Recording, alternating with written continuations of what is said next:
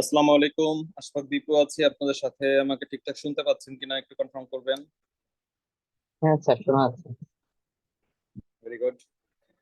So আজকে আমাদের focus rating second innings বলা যায়, বা সেকেন্ড সেশন।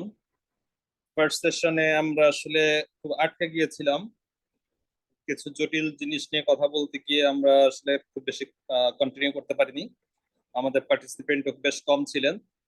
তো তখন আমরা ট্রাই করেছি একটু আহ, যতটুকু কম কভার করা যায়।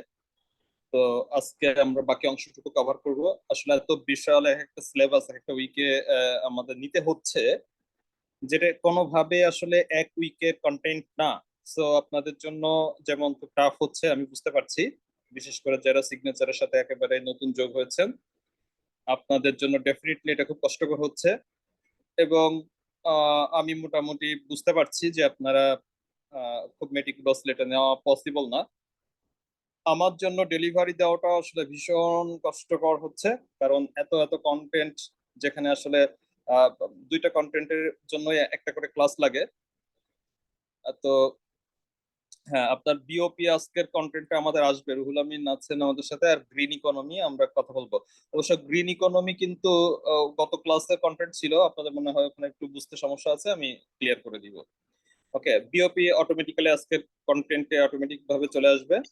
আপনারা গত ক্লাসে আমরা যে কন্টেন্ট গুলো নিয়ে আলোচনা করেছিলাম, এই পলিসি রেটের বিভিন্ন চেঞ্জ সংক্রান্ত এই প্রশ্নগুলো কিন্তু খুবই গুরুত্বপূর্ণ। আমি বলে দিচ্ছি খুবই গুরুত্বপূর্ণ, কারণ গত ক্যাশের পরীক্ষায় কিন্তু আমরা ঠিক এরকম ফরেন এক্সচেঞ্জ রিলেটেড একটা প্রশ্ন আসতে দেখেছি। আমি গত ক্লাসে কিন্তু মেনশন করে দিয়েছি, দেখিয়ে দিয়েছিলাম। আপনারা রেকর্ডটা একটু দেখে নিবেন, সবার ক্লাসরুমে রেকর্ডটা দেওয়া হয়েছে। এর পাশাপাশি এই একই বিষয়ের উপর আমরা আগে একটা ক্লাস নিয়েছিলাম, এই পলিসি রেট চেঞ্জদের উপর। সেটার ক্লাস লিঙ্কটাও কিন্তু আমি অ্যাড করে দিয়েছি। যদি কারোর পলিসি রেট রিলেটেড যে চেঞ্জ এই সংক্রান্ত বিষয়ে যদি কোনো আন্ডারস্ট্যান্ডিং এর কোনো ডাউট থাকে, কারণ এখানে রাইটিংটা বেশ টাফ লাগবে। যারা নন বিজনেস ব্যাকগ্রাউন্ড, নন ইকোনমিক্স ব্যাকগ্রাউন্ডের, তাদের জন্য কিন্তু ভীষণ কঠিন লাগবে। সো ট্রাই করবেন ক্লাসের রেকর্ডটা একটু দেখে নিতে। একটা এক্সট্রা ক্লাসের রেকর্ড আমি যোগ করে দিয়েছি, ওটাও একটু দেখে নিতে পারেন। সেখানে আমি অনেক ভেঙে ভেঙে ভেঙে ভেঙে দুইটা মাত্র ফোকাস রাইটিং এর কন্টেন্ট, পুরো ক্লাসটাতে আমি কিন্তু ভেঙে ভেঙে করেছি। আমি একটু দেখিয়ে দেই কোথায় আছে সেই কন্টেন্টটা। আপনারা যে কেউ, যদি আপনাদের কেউ একজন নয়েজ করছি, একটু নয়েজটা অফ করি। ওকে, একটু নয়েজটা অফ করি। আমরা যদি ফেব্রুয়ারি ক্লাসরুমে ঢুকি, ফেব্রুয়ারি ক্লাসরুমে ক্লাস ওয়ার্কে যদি যাই, আমাদের উইক টু আমরা দেখতে পাচ্ছি উইক টু আছে। এরকম প্রত্যেকেরই কিন্তু উইক টু ক্রিয়েট করা হয়েছে, বা রিটেন উইক টু এরকম ক্রিয়েট করা হয়েছে। সেখানে যদি আপনারা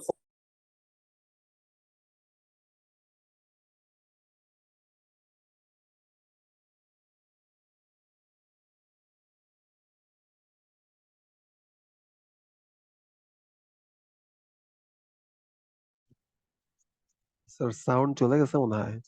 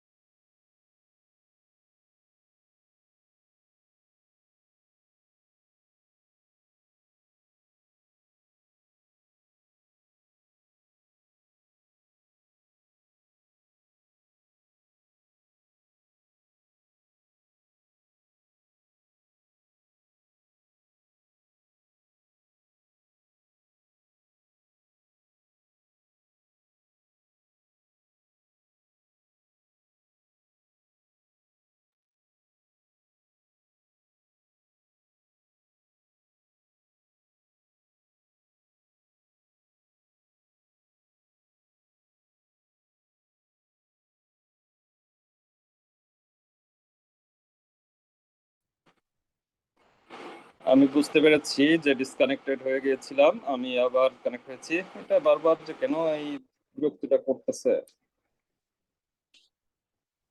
ওকে, আমরা আবার একটু ক্লাসরুমে দেখি।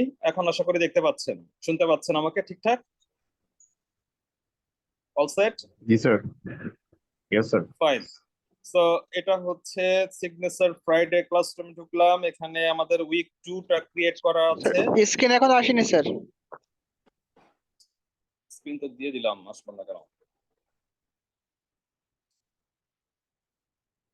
ওকে, আমরা সিগনেচার ফ্রাইডে ক্লাসরুমে ঢুকেছি। উইক 2 ক্রিয়েট করে দেওয়া আছে। উইক 2 এর যে কন্টেন্ট গুলো, ম্যাটেরিয়াল গুলো আলাদা করে এখানে দেওয়া আছে। ফোকাস রাইটিং এ আমরা যদি ইকোনমিক ইস্যুর মধ্যে ঢুকি, 3টা ফাইল দেখতে পাচ্ছি, 3টা ফাইল। প্রথমটা হচ্ছে একটা ক্লাস রেকর্ড, গতদিন মানে গতকাল মনে হয় ক্লাসটা করেছিলাম, ওই ক্লাসের রেকর্ডটা আছে এখানে। ফোকাস রাইটিং 2 এর 4টা পিডিএফ ফাইল ছিল, সেটাকে মার্জ করে আমি একটা সিঙ্গেল ফাইল করে দিয়েছি। হ্যাঁ, একটা সিঙ্গেল ফাইলে পেয়ে যাবেন। এখন আর আপনাদের ওই 4টা আলাদা করে কনফিউজড হতে হবে না। আমি বুঝতে পেরেছি এই 4টা নিয়ে অনেক প্রবলেম চলছে। আমি 4টাকে মার্জ করে সিঙ্গেল একটা ফাইল করে দিয়েছি। এর পাশাপাশি এখানে দেখেন আরেকটা রেকর্ড এখানে আছে। এই রেকর্ডটাতে আপনারা এই বাংলাদেশের পলিসি চেঞ্জ রিলেটেড যে কন্টেন্ট গুলো ছিল, সেগুলোর রেকর্ডটা এখানে পাবেন। ওকে,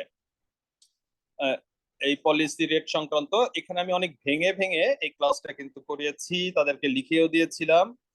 এখানে ডিটেলস আপনাদের যদি ইন্টারেস্ট থাকে আর একটু, বা বুঝতে যদি কোনো সমস্যা হয়ে থাকে প্রথম ক্লাসটায়, তাহলে সাপোর্টিং হিসাবে এই ক্লাসটার আপনারা সাপোর্ট নিতে পারেন। অনেক ডিটেল আলোচনা করা আছে সেখানে।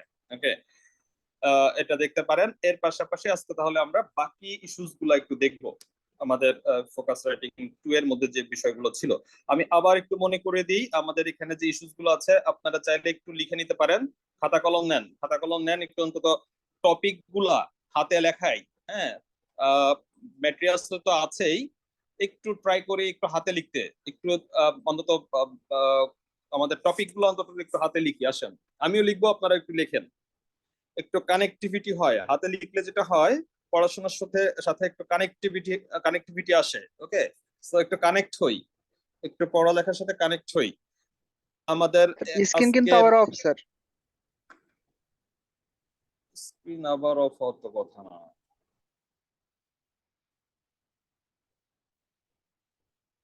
কেমন করতেছে কেন?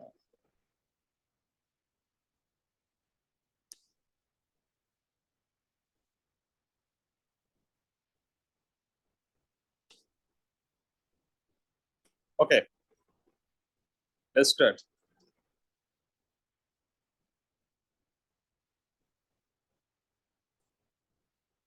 উইক 2,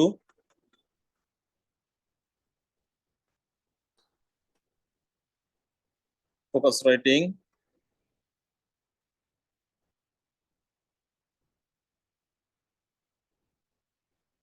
আজকে আমরা দেখব economic issues.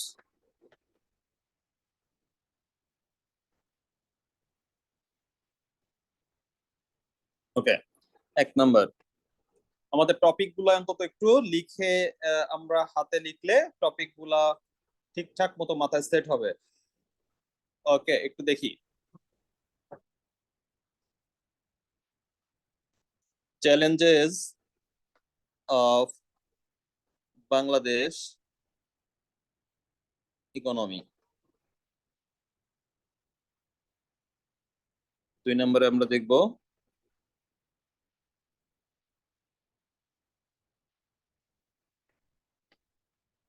জাস্টিফাইং growth prospect.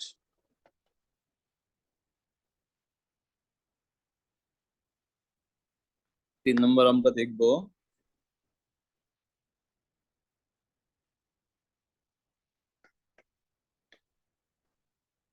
policy changes and their impacts.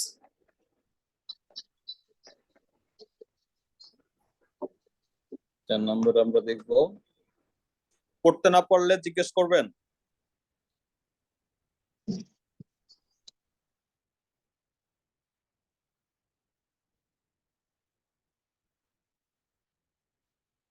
Causes and impacts of foreign exchange reserve depletion. আমাদের ফরেন এক্সচেঞ্জ রিজার্ভ এটা ডিপ্লিট করা মানে কমে যাওয়া, হ্যাঁ, ডুইন্ডল করছে বা ডিপ্লিট করছে। ডিপ্লিশনের কারণ কি আর ইম্প্যাক্ট গুলো কি কি, এটাও এখনো খুবই রিজনেবল একটা প্রশ্ন, যে কোনো সময় পরীক্ষায় এগুলো আসতে পারে।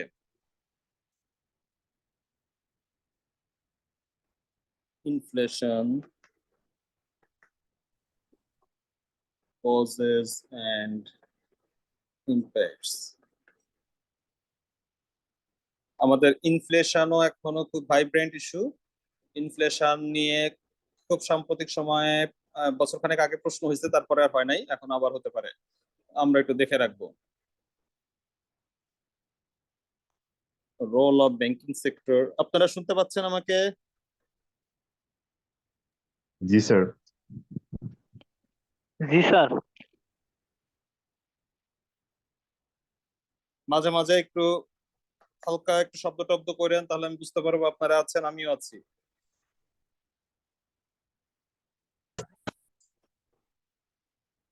Importance of banks in daily life.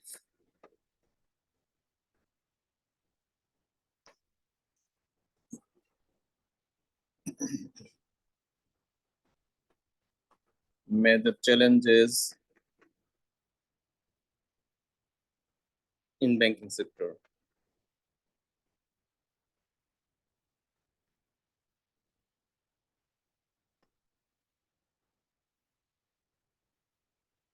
Role of central bank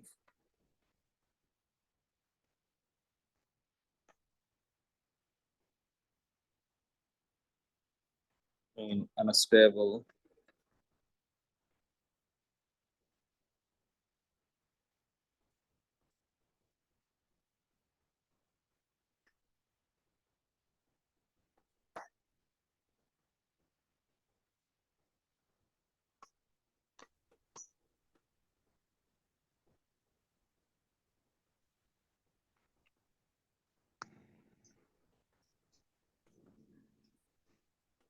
challenges and necessities of banking sector reformation.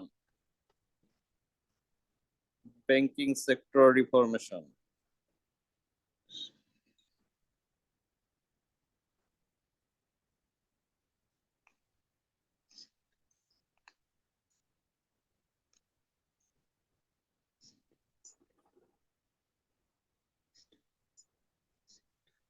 তো এগুলোই মোটামুটি আমাদের আজকের কন্টেন্ট। ওকে, লিখতে পেরেছি সবাই বা লিখেছি কিনা? লিখেছি স্যার। হ্যাঁ জি স্যার। স্যার। 10 নম্বরটা একটু স্যার, 10 নম্বরটা একটু। Challenges and necessities of banking sector reformation.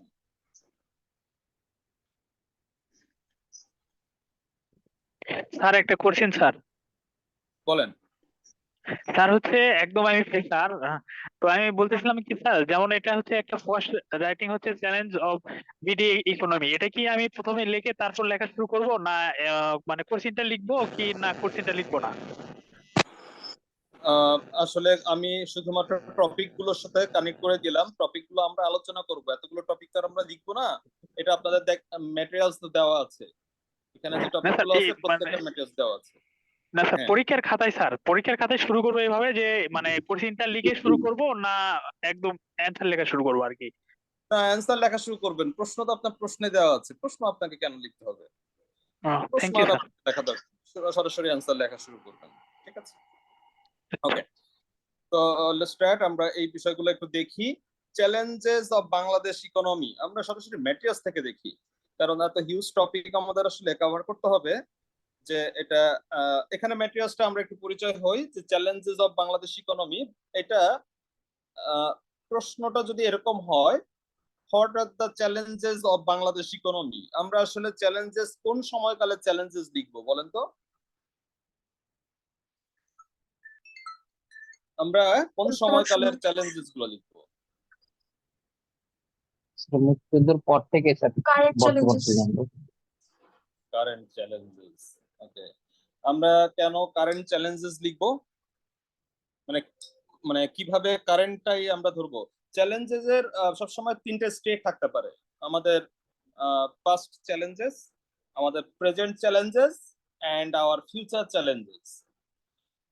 আপনারা একটু চিন্তা করেন যে চ্যালেঞ্জ বলতে বোঝায় ডেফিনেটলি যেটা নিয়ে আমরা হার্ডলস ফিল করছি, তাই না?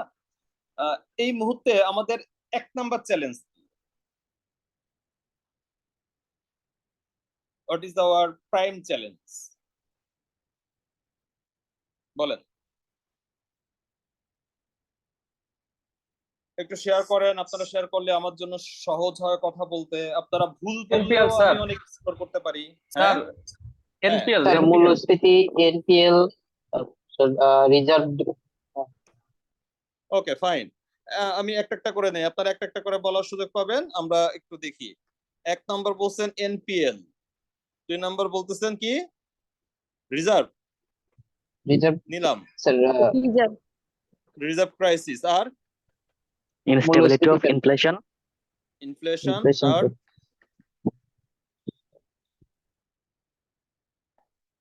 আর কি?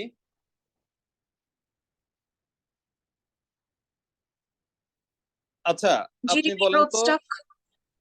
হ্যাঁ, আচ্ছা, এটা আসে এই পর্যন্ত, এটা এখানে থাকুক। একজন মানুষের ঠান্ডা জ্বর লাগছে, আর একজনের ক্যান্সার হয়েছে। এই দুইজন মানুষের যদি আপনি পাশাপাশি বসান, আপনার জেনারেল সেন্স দিয়ে আপনি কাকে অসুস্থ বলবেন?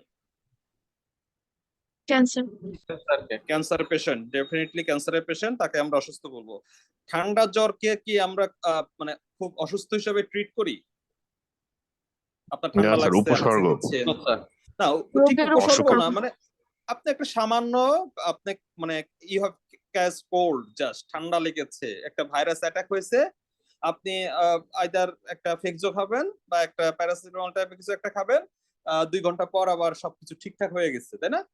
তো আপনারা এখানে যে প্রবলেম গুলো বলছেন, এগুলো আসলে ঠিক এইরকমই প্রবলেম, এই জ্বর সর্দি কাশির মতন প্রবলেম। এনপিএল কোন আমলে ছিল না? সব আমলে এনপিএল ছিল। এখন এলপিএল রেট অফিসিয়ালি বলা হচ্ছে 10%, বাংলাদেশে 12%ও এনপিএল রেট ছিল। রেটের কথা বলছি, অ্যামাউন্ট না, রেট আর অ্যামাউন্ট কিন্তু সম্পূর্ণ ডিফারেন্ট। এখন লোন 16,000 কোটি টাকা, 16 লক্ষ কোটি টাকা। হ্যাঁ, তো এক সময় কিন্তু এটা 8 লক্ষ কোটি টাকা ছিল, তখনকার এনপিএল এর পরিমাণ কম ছিল, রেট বেশি ছিল। হোয়াট এভার, এই এনপিএল বা রিজার্ভ ক্রাইসিস বাংলাদেশ জন্মের পর থেকে কখনো রিজার্ভ ক্রাইসিসে ভোগে নাই, কারণ রিজার্ভ ছিল না। না থাকলে ক্রাইসিস কি? এখন রিজার্ভ আছে দীর্ঘদিন যাবত আমাদের রিজার্ভ কিছু জমেছিল, সেখান থেকে কমেছে। তো এটা আবার রিভার্স করবে, এটা ইকোনমি আবার রিভার্স করবে, এটা মোমেন্টারি। আপনার এই ঠান্ডা জল লাগার মতন অবস্থা। ইনফ্লেশন, বাংলাদেশে ইনফ্লেশন 14% হয়েছে এর আগে। সো ইনফ্লেশনও একই রকম, মানে এটা প্রতি 10 বছরে একবার করে ইনফ্লেশনারি সিনারি একটা চেঞ্জ হয় এবং ম্যাসিভ আকারে একটা ম্যাসাকার হয়। এটা খুব স্বাভাবিক নিয়ম। ইকোনমিতে ইনফ্লেশন হবে, রিজার্ভ ক্রাইসিস হবে, এনপিএল হবে, আবার আমরা এগুলোকে সব রিস্ট্রাকচার করব, আবার সুশাসন ফিরবে, আবার একটা সময় ভেঙে পড়বে। এটা মানে সাইক্লিক্যালি এটা চলতে থাকবে, রেগুলার ইনসিডেন্ট, জাস্ট লাইক ঠান্ডা জ্বরের মতো। আপনি যদি বলেন যে বাংলাদেশের ইকোনমির মানে ক্যান্সার কোষগুলো কোথায়, সেগুলো একটাও এগুলো না।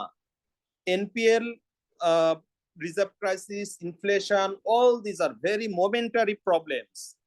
That is not challenges at all. এটা মোমেন্টারি একটা বিষয়। চ্যালেঞ্জ হচ্ছে যে বিষয়টা আপনাকে লম্বা সময় ধরে স্ট্রাকচারাল আপনার যে ধরনের ডেফিসিয়েন্সিস তৈরি করে এবং দীর্ঘমেয়াদে একটা রাষ্ট্রকে ভুগায়, সেগুলো হচ্ছে আমাদের চ্যালেঞ্জ। ওকে, সেগুলো হচ্ছে ক্যান্সার কোষ। এই মুহূর্তে যদি বলি আমাদের ইকোনমির ক্যান্সার কোষগুলো কি কি, তাহলে 1 নাম্বার বলতে হবে কি বলেন তো? সবচেয়ে ক্রুশিয়াল করাপশন, পুয়ার গভর্নেন্স। আচ্ছা, গভর্নেন্স, করাপশন, এগুলো হচ্ছে social indicator. Okay, social indicator.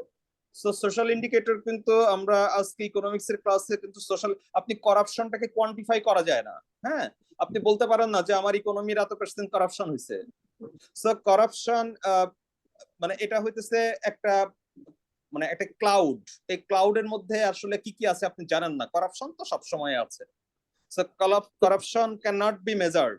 হ্যাঁ, এটা এটা না, এগুলো না, আমরা ঠিক ফান্ডামেন্টাল ইকোনমিক্স বা ইকোনমি রিলেটেড যে লুফল গুলা আমার ইকোনমির বা ক্যান্সার কোষগুলা সেগুলাকে আইডেন্টিফাই করতে হবে। ওকে, তো আমাদের সে ধরনের যে লুফল গুলো আছে আমাদের দীর্ঘমেয়াদী, তার মধ্যে সবচেয়ে বড় ধরনের আমাদের ম্যাসিভ যেটা ক্যান্সার কোষ, সেটা হচ্ছে poor tax GDP ratio. Cancer কোষ মানে হচ্ছে যে একটা সেল, সেটার যে নর্মাল যে কোষ বিভাজন প্রক্রিয়া, সেটাকে একটা ভাইরাস, সে প্যাপিলোমা ভাইরাস সেটাকে ডিসঅর্ডার করে ফেলে, তাই না? মাইটোসিস কোষ বিভাজনটাকে মানে ডিগ্রেড করে ফেলে, 2টা থেকে 4টা, 4টা থেকে 8টা, তখন ওই চেনটা ভেঙে যায়, একটা ক্যান্সার কি বলা যায়, একটা সেখানে একটা সিস্ট তৈরি হয় এবং আস্তে আস্তে এটা বংশ বৃদ্ধি করে সমস্ত শরীরে ছড়িয়ে যায়। তো এই পুয়ার ট্যাক্স জিডিপি রেশিও, এটা বাংলাদেশের জন্মের পর থেকে একেবারেই ফান্ডামেন্টাল একটা ক্যান্সার কোষ, যেটা 5 দশক যাবত বাংলাদেশকে ভীষণভাবে ভোগাচ্ছে। এবং ট্যাক্স জিডিপি রেশিওর দিক থেকে আমরা পৃথিবীর one of the lowest country. আমাদের tax GDP ratio is below 8% এখন, below 8%। That is this is a cancer cell. Okay, এটা আমার ইকোনমিকে শেষ করে দিচ্ছে। আপনারা কি আছেন, শুনতে পাচ্ছেন? হ্যাঁ স্যার পাচ্ছি। ওকে, তো এটা আমাদের বড় ধরনের একটা ক্যান্সার কোষ। 2 নাম্বার ক্যান্সার কোষ আমাদের একেবারে মানে ইকোনমির একেবারে শুরু থেকে, বাংলাদেশের জন্মের শুরু থেকেই এই tax GDP ratio. Tax GDP ratio মানে হচ্ছে আমাদের দেশে ট্যাক্স দেওয়ার প্রবণতা একেবারে নাই বললে চলে। বাংলাদেশের রেজিস্টার্ড ট্যাক্স পেয়ার আছে অ্যাবাউট 32 লাখ, 30-32 লাখের মতো। এর মধ্যে 13 লক্ষ হচ্ছে বিভিন্ন সরকারি এবং বেসরকারি খাতের কর্মকর্তা কর্মচারীরা, যাদেরকে ট্যাক্স কেটে নেওয়া হয় সোর্স থেকে, মানে তারা ট্যাক্স দিতে খানিকটা বাধ্য হন। এর বাইরে কর্পোরেট ট্যাক্স আছে, এই মানে পার্সোনাল ইনকামের এগেনস্টে ট্যাক্স প্রদানের রেটটা আমাদের দেশে খুব পুয়ার। এর ফলে আমাদের ইকোনমির আরো কিছু ফান্ডামেন্টাল জায়গায় ক্যান্সার কোষ তৈরিতে সাহায্য করছে এই পুয়ার ট্যাক্স জিডিপি রেশিও। একটা সভ্য দেশের ট্যাক্স জিডিপি রেশিও হওয়া উচিত অ্যাটলিস্ট 20%। পৃথিবীর সব সভ্য দেশগুলোতে ট্যাক্স জিডিপি রেশিও 22%, 25% পর্যন্ত। ওকে, আমাদের পাশের দেশ ইন্ডিয়াতেও কিন্তু ট্যাক্স জিডিপি রেশিও 15%-এর কাছাকাছি, অথচ আমাদের দেশে ট্যাক্স জিডিপি রেশিও এখন 7.5 থেকে 8%-এর কাছাকাছি। সো এই যে ট্যাক্স জিডিপি রেশিও যদি কম হয়, তাহলে দেশের রেভিনিউ ইনকাম খুব কম হয়, কারণ tax income that should be the largest income of the state. Unfortunately আমাদের non tax income is bigger than our tax income. That means VAT income is larger than the tax income. এটা খুব incredible যে আপনি সার্ভিসের এগেইনস্টে যেটা VAT দিচ্ছেন, সেটার size is greater than the main stream tax income. এটা হওয়ার কথা না, বাট ভেরি মানে কি বলা যায়, astoundingly it happened in Bangladesh. So poor tax GDP রেশিওর জন্য আমাদের প্রতিনিয়ত ক্রনিক বাজেট ডেফিসিট হয়। কি হয়? Chronic budget deficit. দেখেন, আমি বলেছিলাম একটু আগে রিজার্ভ ক্রাইসিস সবকিছু ঠিকঠাক থাকলে 6 মাসে ঘুরে দাঁড়াতে পারে। ইনফ্লেশন 6 মাসে অ্যাডজাস্টেবল একটা ক্রাইটেরিয়া, বাট আপনি চাইলেই ট্যাক্স জিডিপি রেশিও 6 মাসে ঠিক করতে পারবেন না, ইভেন 6 বছরে পারবেন না। এটা ঠিক হতে গেলে মিনিমাম 15 থেকে 20 বছরের একটা কন্টিনিউয়াস এফোর্টস দিয়ে তারপর আপনাকে সেই জায়গায় যেতে হবে। সো লং টার্মে this is challenges economic. Okay, budget deficit আপনি চাইলেই রাতারাতি ঠিক করে ফেলতে পারবেন না। বাংলাদেশের এই যে সর্বশেষ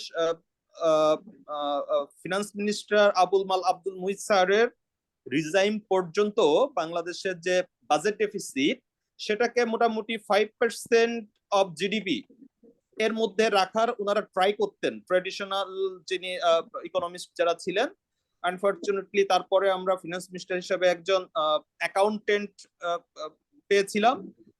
তার আমলে যেটা হয়েছে, ট্যাক্স আমাদের এই বাজেট ডেফিসিটটা আরো বেশি লার্জার হয়েছে এবং এটা 6% টু 6.5% অফ জিডিপি এখানে চলে গিয়েছে। তার মানে হচ্ছে অতীতে যে কোনো সময় হচ্ছে আমাদের এই বাজেট ডেফিসিটটা is going to be unbound day to day, বছর কি বছর। ওকে, তার ফলে যেটা হচ্ছে কি হচ্ছে বলেন তো, যদি ক্রনিক বাজেট ডেফিসিট হয় একটা ইকোনমিতে, তার কনসিকুয়েন্সটা কি? এই বাজেট ডেফিসিটটা কোত্থেকে বের হয় বা কোত্থেকে মিটিগেট করা হয়? Sir loan. Exactly. So public অভ্যন্তরীণ থেকে সেক্টরে বাইরে। পাবলিক ডেটটা বেড়ে সেক্টর যাবে। Borrowing is going to be very high. আমাদের ইন্টারনাল সেক্টর এবং এক্সটার্নাল সেক্টর থেকে গভর্নমেন্ট লোন নিয়ে থাকে বাজেট ডেফিসিটটাকে ফুলফিল করার জন্য। তো এই বাজেটের যে ঘাটতিটা প্রতি বছর মিট আপ করার জন্য বিভিন্ন এজেন্সিস, ডেভেলপমেন্ট পার্টনার্স বা বিভিন্ন বাইলেটারাল পার্টনার্স এর কাছ থেকে গভর্নমেন্ট যে লোনগুলো নেয়, already this figure has crossed $100 billion landmark. আপনারা জানেন এর মধ্যে more than 70%, that means $70 billion এর বেশি লং টার্ম ডেট গভর্নমেন্টের, বাকিটা প্রাইভেট সেক্টর এবং পাবলিক সেক্টরের শর্ট টার্ম ডেট। সো সব মিলিয়ে একটা ইকোনমির জিডিপি সাইজের 25% পর্যন্ত লোন নেওয়া যেতে পারে, মানে ফরেন ডেট নেওয়া যেতে পারে। কমফোর্টেবল রেঞ্জ হচ্ছে জিডিপি 25%। আমাদের জিডিপি সাইজটা কত এখন বলেন তো? $460 বিলিয়ন। এই $460 বিলিয়ন এর 1/4 কত? 25%, $115 বিলিয়ন। আমরা লোন নিয়েছি $100 বিলিয়ন, ক্রস করেছে 2024 সাল শেষ হতে হতে এটা $110 বিলিয়ন ছুঁই হবে। দ্যাট মিনস আমাদের ইকোনমি যে সাইজ, সেই সাইজের এগেনস্টে কমফোর্টেবল যে জোন হওয়া উচিত ফরেন কারেন্সিতে, ফরেন ডেটের, সেই যে কমফোর্টেবল থ্রেশহোল্ডটা উই অলরেডি হ্যাভ এক্সস্টেড, শেষ করে ফেলেছি। তার মানে হচ্ছে এরপর থেকে আমরা যখনই এই লং টার্ম বার্ডেন গুলো বাড়াতে থাকবো from our development partners and bilateral partners, our country will sunk more and more, তাই না? আরো বেশি জড়িত হবে, এই ডেট ক্রাইসিসের দিকে এগোবে, কারণ we already have exhausted our tolerable or comfortable limit loan গ্রহণ করার। সো এই যে পাবলিক সেক্টর বরোয়িং, যেটা অলরেডি এখন বলা হচ্ছে বাংলাদেশে অলরেডি যে লোনটা এক্সস্ট করেছে, এটার পেমেন্ট এই যে প্রতি বছর অলমোস্ট 2 বছর পর পর এটা কিন্তু ডাবল হয়ে যাবে। আগামী বছর আমাদের এই বছরের তুলনায় আরো ডাবল হয়ে যাবে আমাদের পেমেন্ট। সো আপনি কন্টিনিউয়াসলি কিন্তু আমাদের এই পেমেন্টের প্রেশারটা বাড়তে থাকবে। এটা কিন্তু লং টার্ম, এটা কিন্তু শুধুমাত্র 2030 সালে গিয়ে শেষ হয়ে যাবে বিষয়টা কিন্তু তা না। 2050 সাল, 60 সাল, 70, 80 সাল, এটা কখনো কখনো কোনো লোন 20 বছর বা 30 বছরের জন্য কিন্তু নেওয়া আছে। সো এই public sector borrowing is going to be a big concern for Bangladesh. Okay, এগুলা আমাদের ইকোনমির ভেরি ফান্ডামেন্টাল কে বলা যায় চ্যালেঞ্জেস। ওকে, যেগুলো আমাদের মোমেন্টারি চ্যালেঞ্জেস সেগুলো আপনারা বলেছিলেন, but all this our very long term and sustainable challenges, যেটা খুব সহজে ওভারকাম আমরা করতে পারবো না। আমাদের ইকোনমির একটা সবচেয়ে আরেকটা বড় লুফল হচ্ছে আমাদের এই মুহূর্তে আমাদের একটা গ্রোথ স্ট্যাগনেশন আছে, যেটাকে ওয়ার্ল্ড ব্যাংক বলছে middle income trap. Middle income trap, middle income trap, trap মানে তো বুঝেন একটা ফাঁদ, মধ্য আয়ের ফাঁদ। বাংলাদেশ 2010 সালের পর থেকে যদি আপনারা দেখেন, 2010 থেকে 2022 12 বছরের মধ্যে বাংলাদেশের ইকোনমি 4 গুণ বৃদ্ধি পেয়েছে। 2010-এ বাংলাদেশের জিডিপি সাইজ ছিল, জিডিপি ছিল $115 বিলিয়ন। 2022-এ মাত্র 12 বছরে জিডিপি হয়েছে $460 বিলিয়ন। মানে সিম্পল বাংলাদেশের ইকোনমি 4 গুণ হয়েছে। এই সময়কালে এই যে 12 ইয়ার্স, এই 12 সময়কালে বাংলাদেশের জিডিপি গ্রোথ হয়েছে এভারেজ 6 to 7%। এটা কি ভালো নাকি খারাপ?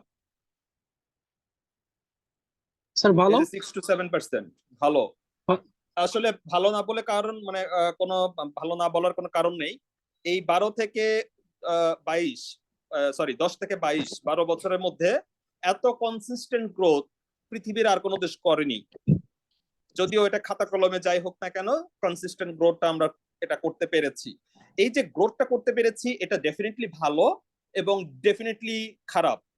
কারণ আপনি 12 বছর যাবত কেন ওই 6 to 7% ঝুলে আছেন? আমার কথা বুঝতে পেরেছেন? আপনি 6 to 7% এসে ঝুলে আছেন 12 বছর যাবত, আপনি কিন্তু এটাকে আর অতিক্রম করতে পারেননি। আমাদের যে কারেন্ট 5 ইয়ার্স প্ল্যান আছে সেখানে কিন্তু আমাদের গ্রোথ হওয়ার কথা এখন 8.5%। 2031 সাল নাগাদ আমাদের মানে ইউএমআইসি আপার মিডল ইনকাম কান্ট্রি হওয়ার টার্গেট আছে।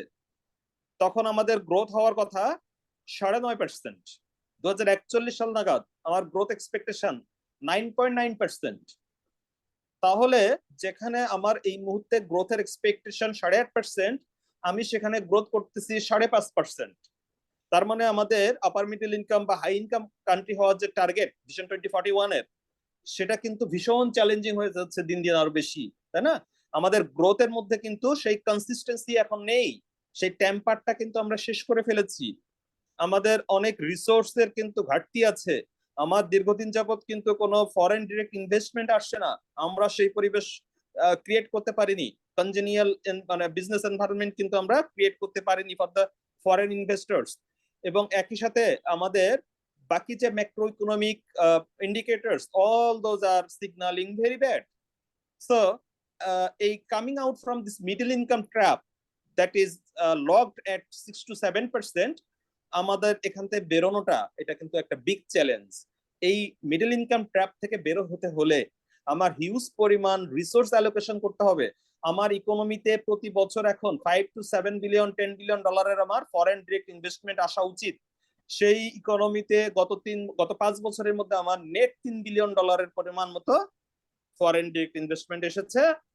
Most of them are repatriated income, যেটা জিপির মতো ফরেন কোম্পানি তাদের প্রফিটটা রিপেট্রিয়েট না করে দেশে আবার ইনভেস্ট করেছে। এই ধরনের ইনভেস্টমেন্ট এবং নেট ক্যাশ ইনফ্লো যেটা বলে ইনভেস্টমেন্টের ক্ষেত্রে, ফরেন ডিরেক্ট ইনভেস্টমেন্টের নেট ইনফ্লো সেটা আরো কম, অবিশ্বাস্য রকম কম। সুতরাং সবকিছু মিলিয়ে এই মিডল ইনকাম ট্র্যাপ থেকে বের হওয়া এটা বাংলাদেশের জন্য বিগ চ্যালেঞ্জ। বুঝতে পেরেছি? All these R challenges of Bangladesh economy. এখন আমাদের প্রশ্ন আসলে চ্যালেঞ্জ কি আমরা আসলে এগুলো লিখবো নাকি ওগুলো লিখবো? কোনগুলো লিখবো? কোনগুলো এখন মনে হচ্ছে চ্যালেঞ্জ? যেগুলো মাত্র আপনার বললেন। দেওয়া 4টা পয়েন্ট গুলো এগুলো না, শুধু 4টা পয়েন্ট না, পয়েন্ট আরো আছে। এই টাইপের। হ্যাঁ, সো ডেফিনেটলি আমরা বুঝতে পারছি যে what are the challenges of Bangladesh economy, এখানে এক্সপেক্ট করা হয় what are the long term challenges. এটা আপনাকে অ্যাপারেন্টলি লং টার্ম শব্দটা বলে দেওয়া হয় না, বাট আপনি সেন্স করে নিবেন যে challenge means long term challenges, fundamental challenges. হ্যাঁ, যেটা মোমেন্টারি চ্যালেঞ্জেস 6 মাসে ঠিক হওয়া যায়, এটা চ্যালেঞ্জ না। দেখেন আমাদের ইকোনমিতে আমরা যদি আগের দিকে তাকাই, একটু পাস্টের দিকে তাকাই, আমরা প্রথম 5টা দশকের গল্প শুনেছি অনেকবার আমার কাছ থেকে বা আপনারা পড়েছেন। ওখানে আমরা কিন্তু দেখেছিলাম বাংলাদেশের ইকোনমি একেবারে অ্যাগ্রারিয়ান, প্রিমিটিভ অ্যাগ্রারিয়ান ইকোনমি ছিল, যেখানে প্রোডাক্টিভিটি ছিল মানে একেবারে অবিশ্বাস্য রকম পোর। যদি কোনো ন্যাচারাল ক্যালামিটি, সরি বুঝতে পারিনি, এটা কি নয়েজ? জি স্যার, নয়েজ ছিল। ও, আমি প্রশ্ন ভেবেছি। ওকে, তো একটা সময় বাংলাদেশ ইকোনমি ছিল একেবারে কিন্তু প্রিমিটিভ অ্যাগ্রারিয়ান ইকোনমি, যেখানে ফসল নষ্ট হয়ে যেত যে কোনো ন্যাচারাল ক্যালামিটিস আসলে।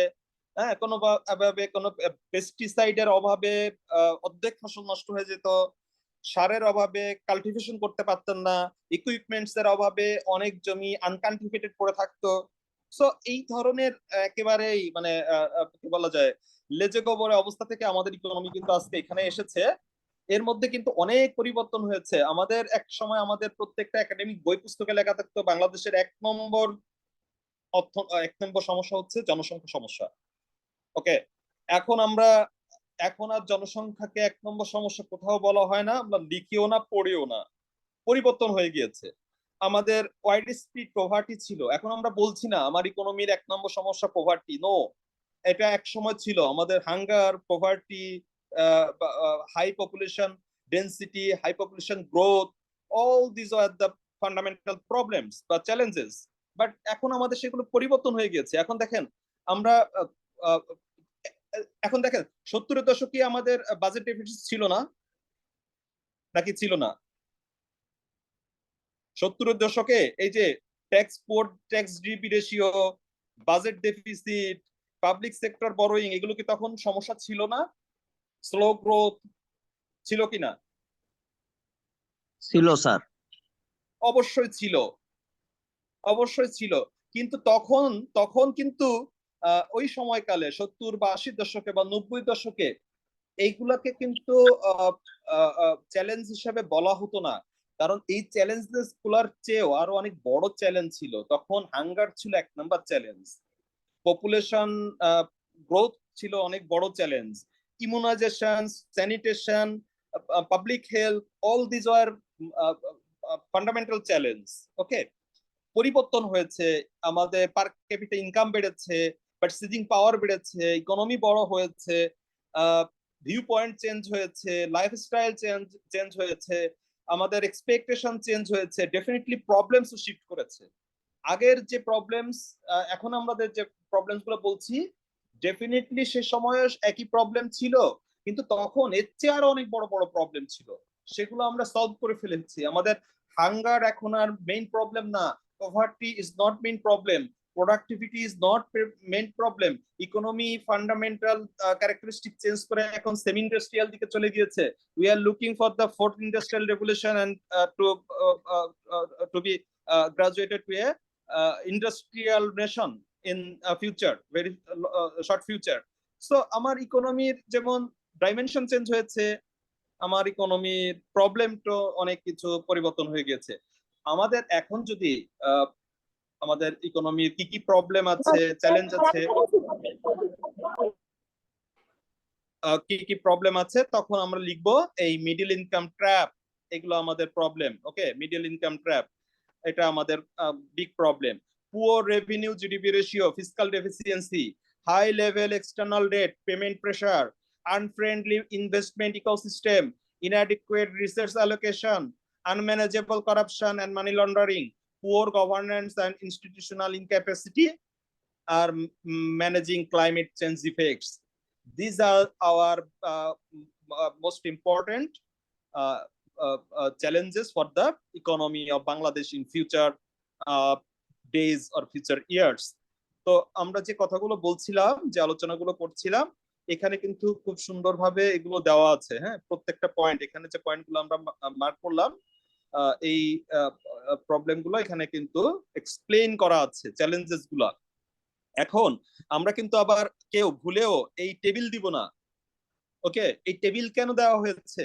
যে এই সময়কালে বাংলাদেশের চ্যালেঞ্জ একরকম ছিল, এই সময় এসে চ্যালেঞ্জ দেখেন চেঞ্জ হয়ে গিয়েছে, এই সময় গিয়ে চ্যালেঞ্জটা আবার চেঞ্জ হয়ে গিয়েছে।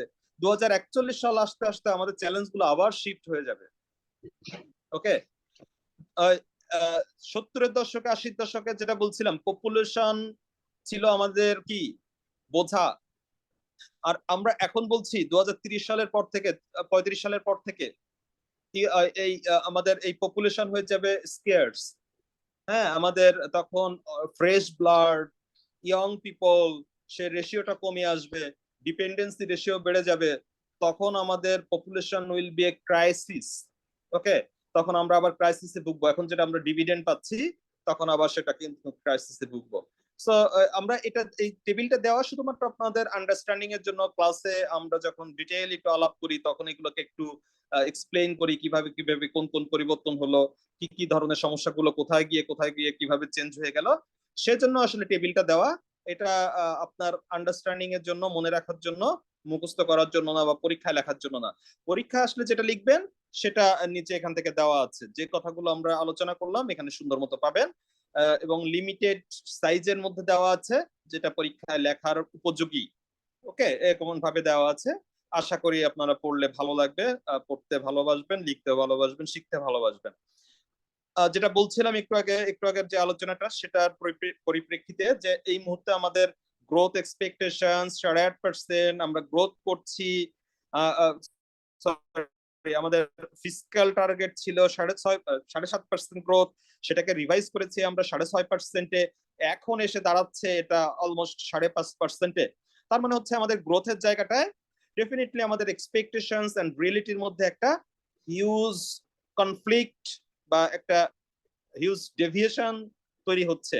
ওকে, এই মুহূর্তে ওয়ার্ল্ড ব্যাংক, আইএমএফ রিসেন্টলি বলেছে যে বাংলাদেশের জিডিপি 5.7%-এ নেমে আসবে। প্রশ্ন কিন্তু এরকম হতে পারে যে বাংলাদেশে আইএমএফ বলছে বাংলাদেশের GDP will come down to 5.7%. Do you agree so? Or do you think so? Explain why this is likely to happen. ঠিক এই প্রশ্নটা এসেছিল 2013 সালের বাংলাদেশ ব্যাংক এডির নিয়োগ পরীক্ষায়, এই ফোকাস রাইটিংটা। ওকে, এই ফোকাস রাইটিংটা যে কোনো পরীক্ষা যে কোনো সময়ের জন্য, কিন্তু বিশেষ করে এখন যখন আমাদের গ্রোথ নিয়ে রীতিমতো আমরা খাচ্ছি, আর গ্রোথের যেহেতু বিভিন্ন ফান্ডামেন্টাল ইকোনমিক যে ইন্ডিকেটর, সেগুলোর সাথে একটা চমৎকার কোরিলেশন আছে। সুতরাং এই ছোট্ট একটা প্রশ্ন কিন্তু রিজনেবল আসতে পারে, আসার মতো। আমরা একটু শিখে রাখি। বাংলাদেশের জিডিপি কমে যাচ্ছে বলছে কে? আইএমএফ বলছে। আইএমএফ যখন বলে, ওয়ার্ল্ড ব্যাংক যখন বলে, তখন কিন্তু আমরা সেগুলোকে একটু বিশেষ করে গুরুত্ব দিই, বিশেষভাবে গুরুত্ব দিই। কেন গুরুত্ব দিই? কারণ তাদের যে মডেলিং, তাদের যে ফাইন্যান্সিয়াল ফোরকাস্টিং যে মডেলিংটা, সেটা ওয়ার্ল্ডে সবচেয়ে বেশি রিলায়েবল ধরা হয়।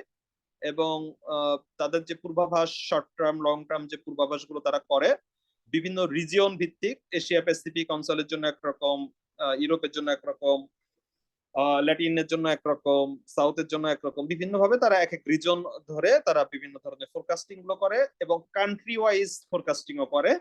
বাংলাদেশ কান্ট্রি চ্যাপ্টারে তারা বলেছে বাংলাদেশের জিডিপি গ্রোথ টার্গেটেড 6.5% হবে না, সেটা 5-6%-এর নিচে নেমে এসে 5.7%-এর কাছাকাছি কোন একটা গ্রোথ হতে পারে। কেন এমনটা তারা এতটা পেসিমিস্টিক্যালি দে আর অবজার্ভিং আওয়ার ইকোনমি? কেন? সো আমাদের ইকোনমি ডেফিনেটলি এই যে কারেন্ট যে অর্থ বছর চলছে, এখানে ডেফিনেটলি বেশ কিছু চ্যালেঞ্জ আছে। আমরা জানি যে চ্যালেঞ্জ গুলোর জন্য আমাদের গ্রোথ কিন্তু হ্যাম্পার হতে পারে। চ্যালেঞ্জ গুলো কি কি আমরা দেখি।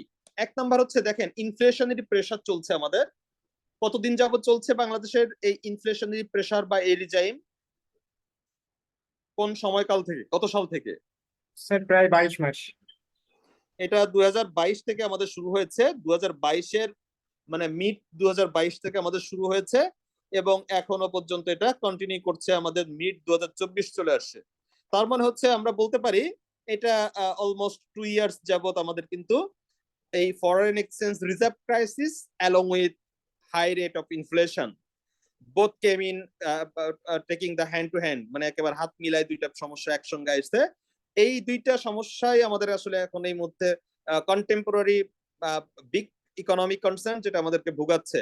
সো এই ইনফ্লেশনের প্রেসারটা, এটাকে করার জন্য, এটাকে কি করা যায়, এটাকে অ্যাডজাস্ট বা ম্যানেজমেন্টের মধ্যে আনার জন্য আমরা কনজিকিউটিভলি রেপো রেট বাড়িয়েছি। রেপো রেট 2022-এর সময় ছিল, 2020 বা 2021-22-এর সময় ছিল 5.5%, সেটা এখন 8.5%-এ পৌঁছাইছে। তার মানে ফান্ডামেন্টাল রেপো রেটই বেড়েছে 3% এই সময়কালে। তার মানে হচ্ছে অটোমেটিক্যালি আমাদের লোনের ইন্টারেস্ট রেট বাড়তেছে। লোনের ইন্টারেস্ট রেট মার্কেটে কনজিকিউটিভলি ফ্লাইং, যেটা 9%-এ বুক করে রেখেছিলাম, সেটা এখন অলমোস্ট 14%। তার মানে হচ্ছে আমাদের ডেফিনেটলি ইনভেস্টমেন্ট ফল করতেছে নাকি? আমাদের যেহেতু মানি ফ্লো কম হচ্ছে, আমাদের লোনের ইন্টারেস্ট রেট বাড়তেছে, তার মানে ইনভেস্টমেন্ট ফল করতেছে। যেহেতু একটা কন্ট্রাকশনারি মনিটারি রিজাইম চলতেছে হাই ইনফ্লেশনের জন্য, so investment has been discouraged money ফ্লোটা নিয়ন্ত্রণ করার জন্য। সো ডেফিনেটলি এই যে ইনভেস্টমেন্টটাকে ডিসকারেজ করা হচ্ছে, এর ফলে আমাদের জিডিপি তো এমনিতেই আমরা জানি যে ইনফ্লেশন কন্ট্রোল করার জন্য যখন ইন্টারেস্ট রেট বাড়ানো হয় তার ফলে একটা ইকোনমিক স্লো ডাউন আসে। এটা খুব সিম্পল একটা সম্পর্ক। পৃথিবীর সমস্ত সেন্ট্রাল ব্যাংক নিজেরা ডেকে নিয়ে আসে economic slow down.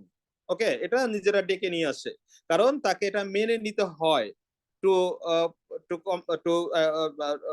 Two be comfortable with the high rate of inflation. ইনফ্লেশনটাকে কন্ট্রোল করার জন্য এই স্লো ডাউনটাকে মেনে নিতে হয়। সুতরাং খুব রিজনেবলি বাংলাদেশে আসলে ইনভেস্টমেন্টে ডিসকারেজড হচ্ছে, প্রাইভেট সেক্টর ক্রেডিট গ্রোথটা ফল করেছে, সিগনিফিকেন্টলি ফল করেছে বলা যায়। আমাদের ইম্পোর্ট কম হচ্ছে এক্সচেঞ্জ রেটের কারণে। ইম্পোর্ট কম হলে অটোমেটিক্যালি প্রোডাকশন ফল করে। সো আমরা খুব এক্সপেক্টেড দ্যাট যে আমাদের জিডিপি গ্রোথটা কিন্তু আশানুরূপ হবে না। ওকে, একই রকম ভাবে রিজার্ভ ক্রাইসিসের জন্য যেটা বলছিলাম, ইম্পোর্টটাকে কন্ট্রোল করা হচ্ছে বিভিন্ন ভাবে। ইম্পোর্ট যখন কন্ট্রোল করা হয় তখন কিন্তু নতুন ইনভেস্টমেন্ট বা ক্যাপিটাল মেশিনারিজ ইম্পোর্টেশন, র মেটেরিয়াল ইম্পোর্টেশন, এক্সপার্টাইজ ইম্পোর্টেশন সবকিছুই ডিসকারেজড হচ্ছে। আমাদের রিজার্ভ কমে গিয়েছে, আমাদের এক্সচেঞ্জ রেট অনেক ফ্লাকচুয়েট করেছে, লোকাল কারেন্সি অনেক ডিভ্যালুয়েশন হয়েছে, তার ফলে ইম্পোর্টেশন অলমোস্ট 30% ফল করেছে। তার সরাসরি ইম্প্যাক্ট হবে আমাদের ইকোনমিতে by cutting our growth. So it is very expected যে গ্রোথটা 6% or above হওয়াটা হবে ভীষণ রকম চ্যালেঞ্জিং ইন কারেন্ট ফিসকাল ইয়ার। এই যে কনজিকিউটিভ যে গ্লোবাল ওয়ারফেয়ার হচ্ছে, এর ফলে কিন্তু তেল, গ্যাস বা অন্যান্য যে সার্ভিসেস আছে, গুড সার্ভিসেস আছে, পেট্রোলিয়াম আইটেমস আছে, এগুলো কিন্তু সার্ভিস সেন্টার ফল করছে বিভিন্ন ভাবে। সার্ভিস সেন্টার ফল করছে, এর ফলে প্রাইস অনেক বেড়ে যাচ্ছে।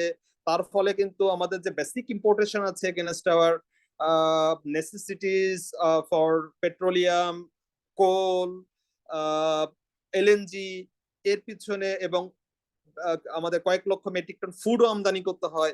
এইগুলো যে বেসিক ইম্পোর্টেশন, যেটা আগে $12 বিলিয়ন হতো, এখন সেটা কিন্তু ফিল করতে গিয়ে আমাদের $18 বিলিয়ন চলে যাচ্ছে।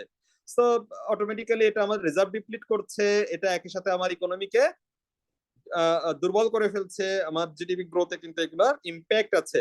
হিউজ ব্যাড ডেট আছে, ব্যাংকিং সেক্টর কিন্তু ঢুকছে, তাদের কিন্তু রিজনেবল ফান্ড নাই। সো প্রাইভেট সেক্টর এমনিতে একটা ক্রাউডিং আউট ইফেক্টের মধ্যে দিয়ে যাচ্ছে। গভর্নমেন্ট সেক্টর বরোয়িং অনেক হাই, এর ফলে কিন্তু প্রাইভেট সেক্টরে ক্রেডিট গ্রোথ হচ্ছে না। So all this are very discouraging scenario to increase the current rate of GDP. এইসব কারণে কিন্তু বাংলাদেশের GDP very unlikely to be boost in this very short period. এজন্যই আমরা বলতে পারি যে এই ধরনের লেখায় একটা এটিকেট মেনটেন করতে হয় যে জিডিপি গ্রোথ 6% হবে না। এটা আমরা কিন্তু কখনো এভাবে বলি না। একজন অ্যানালিস্ট কখনো বলে না 6% গ্রোথ হবে না। একজন অ্যানালিস্ট এটা বলেন যে অবস্থা দৃষ্টে মনে হচ্ছে জিডিপি গ্রোথ 6% এর নিচে নেমে আসতে পারে। This is A dissent way of forecasting. Okay, so linguistic বিষয়ে আমরা একটু সচেতন থাকবো। একজন অ্যানালিস্ট কখনো সরাসরি বলবেন না যে এটা বাংলাদেশ পারবে না, এটা হবে না, 6% গ্রোথ করা সম্ভব না। এই ধরনের পেসিমিস্টিক ওয়ার্ড আমরা কিন্তু ব্যবহার করি না, বা ওয়ে অফ এক্সপ্রেশনস গুলো আমরা এগুলো অ্যাভয়েড করব। আপনারা এই লেখাটার এটিকেট গুলো খেয়াল করবেন যে কিভাবে বলা হয়েছে। প্রত্যেকটা জায়গায় দেখবেন একটা কথা দিয়ে বা একটা সেন্টেন্সে এসে এটাকে করা হয়েছে। দেখেন, দাস ইম্পেয়ারিং গ্রোথ প্রসপেক্ট, দেখেন কিভাবে বলা হয়েছে যে যে কারণটা thus impairing growth prospect, narrowing growth opportunities, making growth prospect nebulous, হ্যাঁ, falling back to lead growth, হ্যাঁ, gives little hope to growth propeller. হ্যাঁ, এভাবে কিন্তু বলা হয়েছে, এভাবে বলা হয়েছে। তার মানে হচ্ছে ভদ্রলোক কখন সরাসরি না বলে না, একটু কার্টেসি মেনটেন করে। যখন আমি বলতেছি যে gives little hope to the growth propeller, মানে প্রপেলার মানে যেটা ঘুরে, গ্রোথের যে প্রপেলার যেটা দিয়ে গ্রোথটা বাড়ানো সম্ভব, সেখানে খুব সামান্যই ভরসা আছে। তার মানে হচ্ছে এটা হবে না। কিন্তু হবে নাটা আমরা কখনো ডিরেক্টলি পড়ি না, এটা উইথ এটিকেট বলতে হয় যে it would be very challenging, there is very little hope. এভাবে বলাটাই এটিকেট, আমরা সেটা মেনটেন করব। ওকে, এই পলিসি রেট বিষয়ে তো গত ক্লাসে কথা বলেছি অনেক ডিটেইলস, এখান থেকে দেখে নিব। একই রকম ভাবে কারেন্সি ডিভ্যালুয়েশন হলে কিভাবে সেটা আমার ইকোনমিতে হ্যাম্পার করে সেটা আমরা একটু দেখে নিব। ওকে, এরপরে আমরা যেটা দেখব বাংলাদেশের এই যে রিজার্ভ ডিপ্লেশন। ওকে, রিজার্ভ ডিপ্লেশন বুঝতে হলে, রিজার্ভ ডিপ্লেশন বোঝার আগে আমাদের ছোট্ট একটা জিনিস একটু শিখে আসতে হবে। কেউ একজন আমাকে রিকোয়েস্ট করেছিলেন ব্যালেন্স অফ পেমেন্টটা একটু বুঝিয়ে দিতে।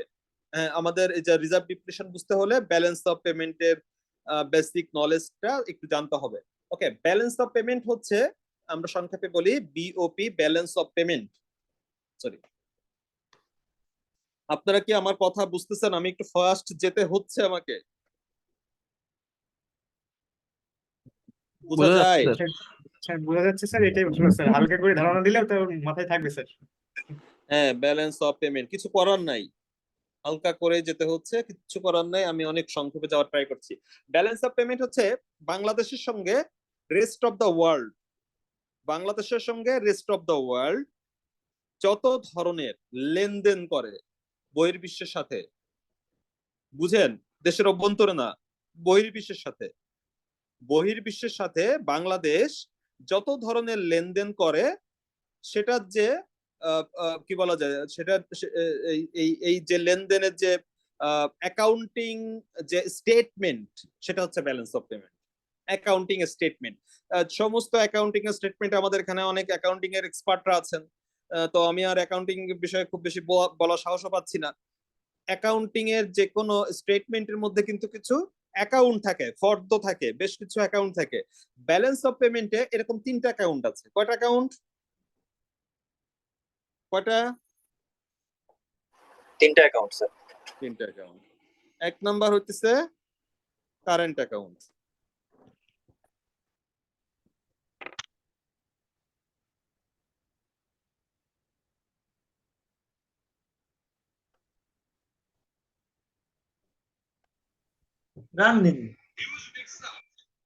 আর একটা হচ্ছে ক্যাপিটাল অ্যাকাউন্ট। ওকে, এই 3টা অ্যাকাউন্টের মাধ্যমে বাংলাদেশের সমস্ত ধরনের ট্রানজাকশন গুলা, বহির্বিশ্বের সাথে যত ধরনের ট্রানজাকশন হয় সেটা এইটার মাধ্যমে, এই 3টা অ্যাকাউন্টে লিপিবদ্ধ করা হয়। ব্যালেন্স অফ পেমেন্টের এই 3টা অ্যাকাউন্টে লিপিবদ্ধ করা হয়। ওকে, কারেন্ট অ্যাকাউন্ট, ক্যাপিটাল অ্যাকাউন্ট আর ফাইন্যান্সিয়াল অ্যাকাউন্ট, 3টা অ্যাকাউন্ট।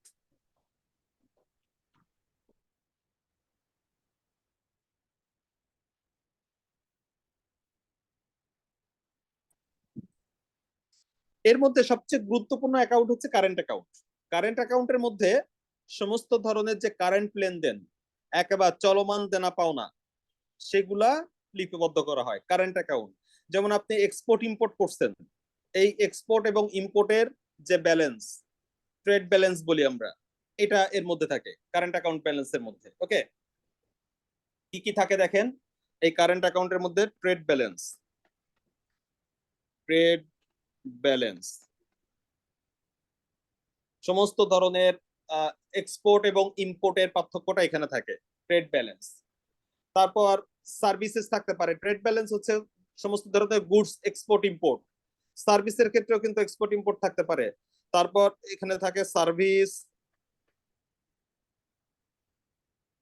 মানে সার্ভিস ট্রান্সফার, সেগুলো যে হিসাব কিতাব।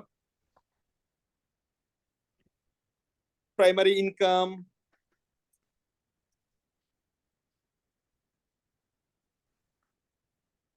সেকেন্ডারি ইনকাম, এই ধরনের অ্যাকাউন্টের ব্যালেন্স গুলো কিন্তু এখানে করা হয় বা আসে। ঠিক আছে,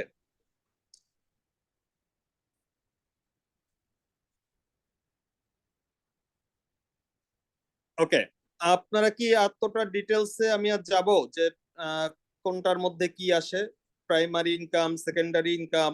শুধু একটু বলে রাখি, সেকেন্ডারি ইনকামের মধ্যে আসে হচ্ছে রেমিটেন্স সংক্রান্ত লেনদেনগুলা, রেমিটেন্স, রেমিটেন্স। প্রাইমারি ইনকামের মধ্যে বিভিন্ন লোনের ইন্টারেস্ট পেমেন্ট, লোনের ইন্টারেস্ট পেমেন্ট। বাংলাদেশ পৃথিবীর বিভিন্ন দেশ থেকে যখন লোন নিছে সেগুলো ইন্টারেস্ট পেমেন্ট করতে হয় না, সেটা এই প্রাইমারি ইনকামের মধ্যে ঢুকে, কারেন্ট অ্যাকাউন্টের আন্ডারে প্রাইমারি ইনকাম। সেকেন্ডারি ইনকামের মাধ্যমে বাংলাদেশে যে রেমিটেন্সটা আসে, যেটা, সেটা সেকেন্ডারি ইনকামে রিপোর্ট করা হয়। ওকে, সার্ভিসের মাধ্যমে বিভিন্ন দেশে বাংলাদেশ দেখেন সার্ভিস সেল করে, যেমন যে আমাদের কি ফ্রিল্যান্সিং, পৃথিবীর বিভিন্ন দেশে আবার বাংলাদেশ সার্ভিস কিনে সেগুলো আর করা হয়। ট্রেড ব্যালেন্স হচ্ছে এক্সপোর্ট আর ইম্পোর্টের পার্থক্য। এক্সপোর্ট বিয়োগ ইম্পোর্ট, এই ফিগারটা ট্রেড ব্যালেন্সটা সবসময় কি থাকে? নেগেটিভ থাকে। কারেন্ট অ্যাকাউন্ট ব্যালেন্সটা আসলে মূলত বাংলাদেশে সবসময় নেগেটিভ থাকে। এই মুহূর্তে বাংলাদেশের কারেন্ট অ্যাকাউন্ট ব্যালেন্সটা আমরা যদি বলি 22-23-এ, এই মুহূর্তে বাংলাদেশ ব্যাংকের ওয়েবসাইটে যেটা দেখানো হচ্ছে কারেন্ট অ্যাকাউন্ট ব্যালেন্স হচ্ছে -26.65 বিলিয়ন ইউএস ডলার। মানে কি এটা অর্থ কি দাঁড়ায়? সরি সরি সরি সরি, এটা মিলিয়নে আছে, সরি এটা মিলিয়ন তো 26 না, ঠিক আছে বিলিয়নে, ঠিক আছে 26.65 বিলিয়ন। এটা দ্বারা কি বোঝায়? বাংলাদেশের কারেন্ট অ্যাকাউন্ট ব্যালেন্স ডেফিসিট। তার মানে হচ্ছে এই মুহূর্তে Deficit. বাংলাদেশের কাছে বহির্বিশ্বে 26 বিলিয়ন ডলার পাবে, ঠিক আছে, পাবে। তো এই যে কারেন্ট অ্যাকাউন্ট নেগেটিভ হয়ে আছে, তার মানে হচ্ছে আমরা এখন ঋণ অবস্থায় আছি, ঠিক আছে। 2022 সালে বাংলাদেশের এই কারেন্ট অ্যাকাউন্ট ব্যালেন্সটা চলে গিয়েছিল, এই ট্রেড ডেফিসিট বা ট্রেড ব্যালেন্সটা নেগেটিভ হয়ে গেছিল প্রায় 33 বিলিয়ন ডলার। তো ওই সময় বাংলাদেশ একই রকম বা এই যে এই কারেন্ট অ্যাকাউন্ট ব্যালেন্সটা যখন ফল করে, একটা দেশ যখন তার কারেন্ট অ্যাকাউন্টের দায় না মেটাতে পারে, তখন কিন্তু একটা কান্ট্রি ফল করে। এই যে গ্রিস ফল করেছিল আমরা শুনি, শ্রীলঙ্কা ফল করেছিল, পাকিস্তান মরতে মরতে বেঁচে গেছে। হ্যাঁ, তো কখন এই ফল করে? যখন একটা দেশ তার কারেন্ট অ্যাকাউন্টের কোন একটা কারেন্ট লাইবিলিটি মিট আপ করার মতন অর্থ তার রিজার্ভে থাকে না, তখন সেই কান্ট্রিটা অফিসিয়ালি ফল করে বলা হয়। তো Bangladesh 33 billion dollar trade deficit ছিল, প্রায় 18 বিলিয়ন ডলারের মতন আমাদের কারেন্ট অ্যাকাউন্ট শর্টফল ছিল। এই সময়কালে বাংলাদেশ বাধ্য হয়েছিল আইএমএফ থেকে একটা 4.7 বিলিয়ন ডলারের লোন নিতে, কারেন্ট অ্যাকাউন্ট শর্টফল এত বেশি হয়ে যাওয়ার কারণে, ঠিক আছে, এটার কারণে। সো এটা হচ্ছে কারেন্ট অ্যাকাউন্ট, ভেরি ভাইটাল, খুবই গুরুত্বপূর্ণ। বাংলাদেশের এখন যে রিজার্ভ ডিপ্লিট করতেছে, এই ডিপ্লিট করার পিছনে 2022 সালের ওই ট্রেড ডেফিসিট এবং কারেন্ট অ্যাকাউন্ট ডেফিসিটের সম্পর্ক আছে। ওই সময় যে ট্রেড ডেফিসিট ছিল 33 বিলিয়ন ডলার, এইটার পেমেন্ট হয়েছে পরবর্তীতে 2023 সালে এসে। এই 2023 সালে সেই ধরনের পেমেন্ট অব্লিগেশনস গুলো মিটাতে গিয়েই আমাদের রিজার্ভ ডিপ্লিট হয়েছে। এই এখনো যে 26 বিলিয়ন ডলারের যে শর্টফল আছে, এটার জন্য আমাদের আগামী আরো 1 বছর যাবত এগুলোর আমাদের কিন্তু পেমেন্ট দিতে থাকতে হবে। সো এটা কিন্তু তখন আমাদেরকে ভোগাতে থাকবে খুব স্বাভাবিকভাবে। দ্বিতীয় অ্যাকাউন্ট ফাইন্যান্সিয়াল অ্যাকাউন্ট। ফাইন্যান্সিয়াল অ্যাকাউন্টের মধ্যে foreign direct investment, portfolio investment এবং অন্যান্য যে ইনভেস্টমেন্ট, বিভিন্ন ফরেন এইড আসে, লং টার্ম লোন নেওয়া হয়, সেই ধরনের সমস্ত ক্যালকুলেশন গুলা এই ফাইন্যান্সিয়াল অ্যাকাউন্টের মধ্যে করা হয়। একটু লিখি কি কি? এফডিআই, বাংলাদেশে আসা অথবা বাংলাদেশ থেকে যাওয়া, দুটোই। ওকে, এইড, ফরেন এইড, লোন,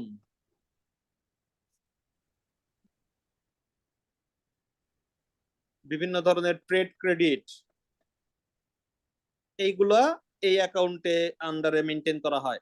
আর ক্যাপিটাল অ্যাকাউন্টে বিভিন্ন ধরনের ক্যাপিটাল ট্রান্সফার রিলেটেড, ক্যাপিটাল অ্যাকাউন্টে বিভিন্ন ধরনের ক্যাপিটাল বাংলাদেশ থেকে যদি দেশের বাইরে গিয়ে আপনি এই করতে চান, হ্যাঁ, বিভিন্ন ধরনের ক্যাপিটাল ট্রান্সফার গুলা বাংলাদেশে থেকে যদি সিয়েরা লিওনে গিয়ে আপনি কোন একটা বিজনেস ইন্ডাস্ট্রি করতে চান, তাহলে বাংলাদেশ ব্যাংকের ক্যাপিটাল অ্যাকাউন্টের মাধ্যমে বাংলাদেশ ব্যাংকের পারমিশন নিয়ে আপনি ক্যাপিটাল ট্রান্সফার করে বিজনেস করতে পারবেন। সেক্ষেত্রে এই ক্যাপিটাল অ্যাকাউন্ট দিয়ে এটা মুভ করে। ক্যাপিটাল অ্যাকাউন্টের ব্যবহারটা আসলে খুব বাংলাদেশের ক্ষেত্রে খুব লিমিটেড, খুব ছোট্ট ফিগারে। ওকে, ফাইন্যান্সিয়াল অ্যাকাউন্টটা খুব ইম্পর্টেন্ট, কারেন্ট অ্যাকাউন্টটা তো সবচেয়ে ইম্পর্টেন্ট, কোনো সন্দেহ নেই। আমরা কি ব্যালেন্স অফ পেমেন্ট বিষয়টা কি বুঝতে পারছি? তিনটা অ্যাকাউন্টের একটা প্রেজেন্টেশন, বুঝতে পেরেছি?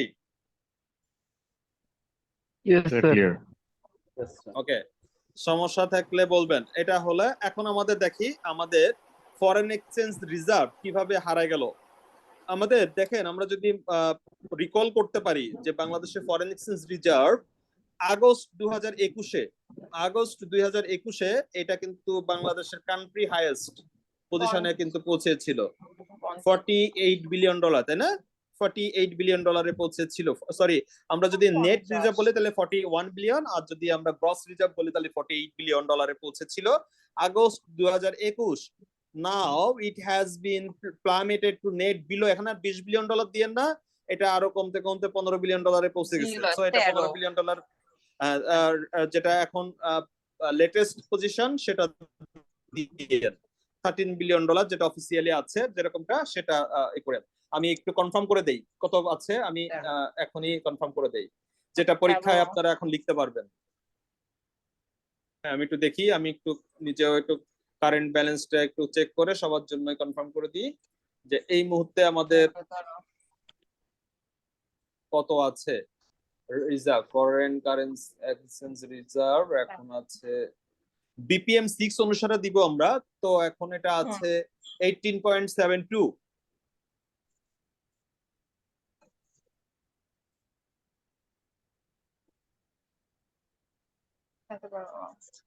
$18.72 বিলিয়ন রিজার্ভ। ওকে, সো এটা এখন $19 বিলিয়ন নেমে এসেছে বলা যায়। এটা হলো BPM 6 অনুসারে, balance of payment manual version 6 given by BPM 6 কার ম্যানুয়াল? IMF sir. এগুলো কিন্তু পরীক্ষায় আসবে। BPM 6 কার ম্যানুয়াল? IMF এর ম্যানুয়াল, ইন্টারন্যাশনাল রিজার্ভের স্ট্যান্ডার্ড। ইন্টারন্যাশনাল রিজার্ভ প্রত্যেকটা IMF ভুক্ত দেশ তার যে রিজার্ভ পজিশনের ট্রু ফিগারটা আছে সেটা প্রকাশ করতে বাধ্য। কেন কেন বাধ্য? কেন রিজার্ভ পজিশন প্রকাশ করা জরুরি? Sir Why? ওদের কাছ থেকে লোন নিতে গেলে স্যার এটা প্রকাশ করতে হবে স্যার। না না, দেশ ওদের ইনভেস্ট কাছ থেকে লোন নিতে মানে ইন জেনারেল পারপাসটা কি, কেন দরকার? কোন দেশ যদি সরাসরি এফডিআই করতে চায় তখন তো এটা রিজার্ভ দেখে করবে।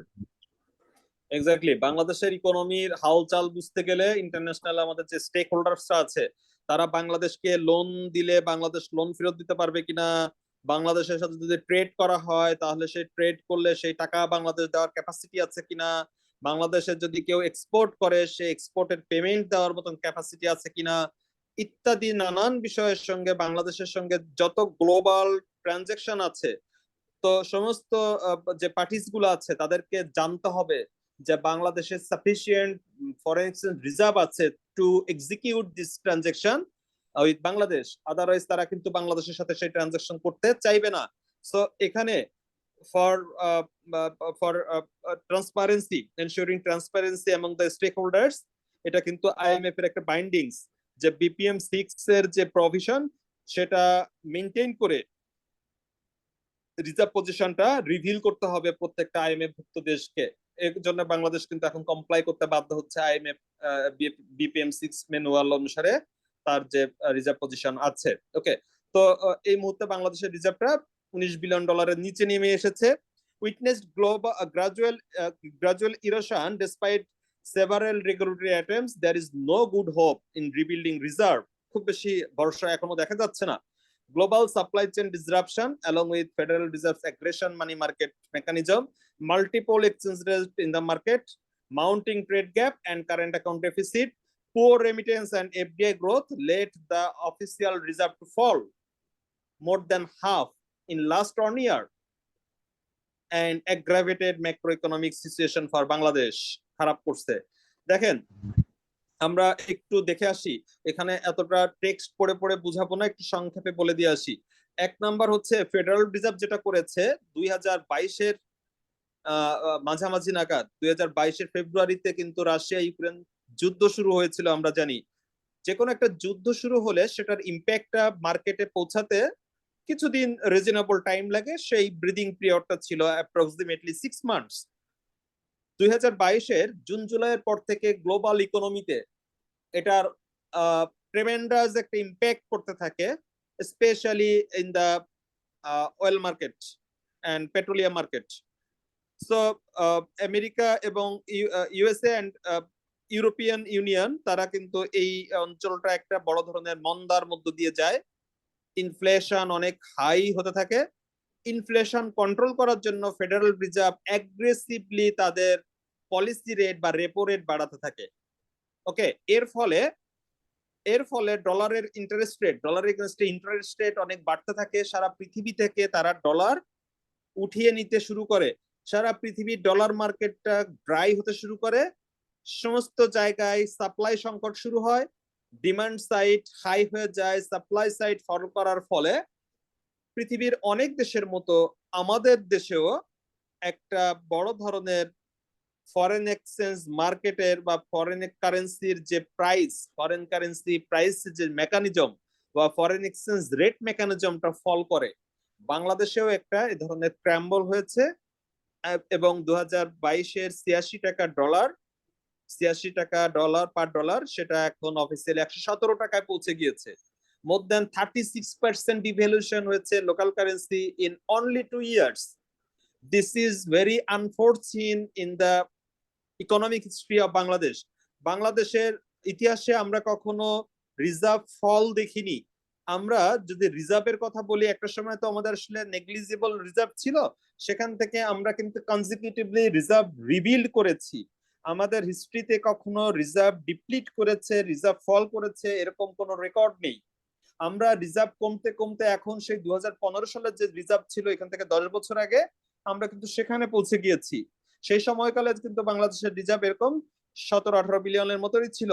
তো আমরা একটা রিট্রিটিং অবস্থায় আছি, but it has bin never seen again, মানে ইন বিফোর আমরা কখনো দেখিনি এই ধরনের অবস্থা। সো এইটা আমাদের এক ধরনের একটা এক্সপেরিয়েন্সের অভাব আছে, how to handle all this situation. আমরা অতীতে ইনফ্লেশন কন্ট্রোল করেছি, ইনফ্লেশন কন্ট্রোলের মেকানিজম সম্পর্কে আমাদের আইডিয়া আছে, বাট আমাদের হিস্ট্রিতে আমাদের কোনো পলিসি মেকারস অর তাদের মানে আগের জেনারেশন কারোরই কিন্তু রিজার্ভ ডিপ্লিট করার কোনো এক্সপেরিয়েন্স এবং সেটা কিভাবে হ্যান্ডেল করতে হবে সেই এক্সপেরিয়েন্স নেই। তো আবার সেই ফেডারেল রিজার্ভের কাছে চলে যায়। ফেডারেল রিজার্ভ যখন অ্যাগ্রেসিভলি তাদের এই পলিসি রেটটা পরিবর্তন করা শুরু করলো, তখন আমাদের সারা পৃথিবীতে কিন্তু ডলারের সংকট তৈরি হলো। ডলার তারা স্কুইজ করে নিল, ডলার মার্কেট থেকে উঠিয়ে নিল। বাংলাদেশেও কিন্তু ডলারের সংকট তৈরি হলো। খুব স্বাভাবিকভাবে লোকাল কারেন্সি ডেপ্রিসিয়েট করে ডলার কিন্তু শক্তিশালী হয়ে গেল অনেক বেশি, তাই না? লোকাল কারেন্সি দুর্বল হলো, তার এগেনস্টে ডলার অনেক শক্তিশালী হলো। এখনো আমরা সেই অবস্থা চলছে। সো ডলারের যখন ক্রাইসিস হয়েছে তখন সেন্ট্রাল ব্যাংক বাধ্য হয়েছে তার রিজার্ভ থেকে ডলার নিয়ে বিক্রি করতে। স্বাভাবিকভাবেই গত 2 বছরে বাংলাদেশ ব্যাংক প্রায় 25 থেকে 30 বিলিয়ন ডলারের মতো তার রিজার্ভ থেকে কিন্তু সেল করতে বাধ্য হয়েছে। তো এটা কিন্তু বাংলাদেশের রিজার্ভটা অফিসিয়ালি ফল করার পিছনে সবচেয়ে বড় কারণ। আমরা 2022 সালের বাংলাদেশের হিউজ ট্রেড গ্যাপ, 2022-এর আমাদের ট্রেড গ্যাপটা ছিল প্রায় 33 বিলিয়ন ডলারের মতন। আমাদের trade gap 33 billion dollar trade gap এবং কারেন্ট অ্যাকাউন্ট যে ডেফিসিট, কারেন্ট অ্যাকাউন্ট ডেফিসিট বলা হয়, কারেন্ট অ্যাকাউন্ট ডেফিসিট এটা পৌঁছে গিয়েছিল 18.5 বিলিয়ন ডলারে। এই যে হিউজ ট্রেড গ্যাপ এবং কারেন্ট অ্যাকাউন্ট ডেফিসিট, এই দায় দানা মিটিয়েছি আমরা 2023 সাল ভর। সো এইটার একটা প্রেসার ছিল আমাদের রিজার্ভটা কমে যাওয়ার পিছনে, রিজার্ভটা ডিপ্লিট করার পিছনে একটা বড় কারণ ছিল। 3 নম্বর কারণ আমরা বলতে পারি, যেটা বলছিলাম, আমাদের এক্সপেরিয়েন্সের অভাব আছে। আমরা কখনো এই ধরনের সিচুয়েশন হ্যান্ডেল করিনি। এর ফলে 2023-এর মাঝামাঝির দিকে এবং তার পরবর্তী সময়ে আমরা মাল্টিপল এক্সচেঞ্জ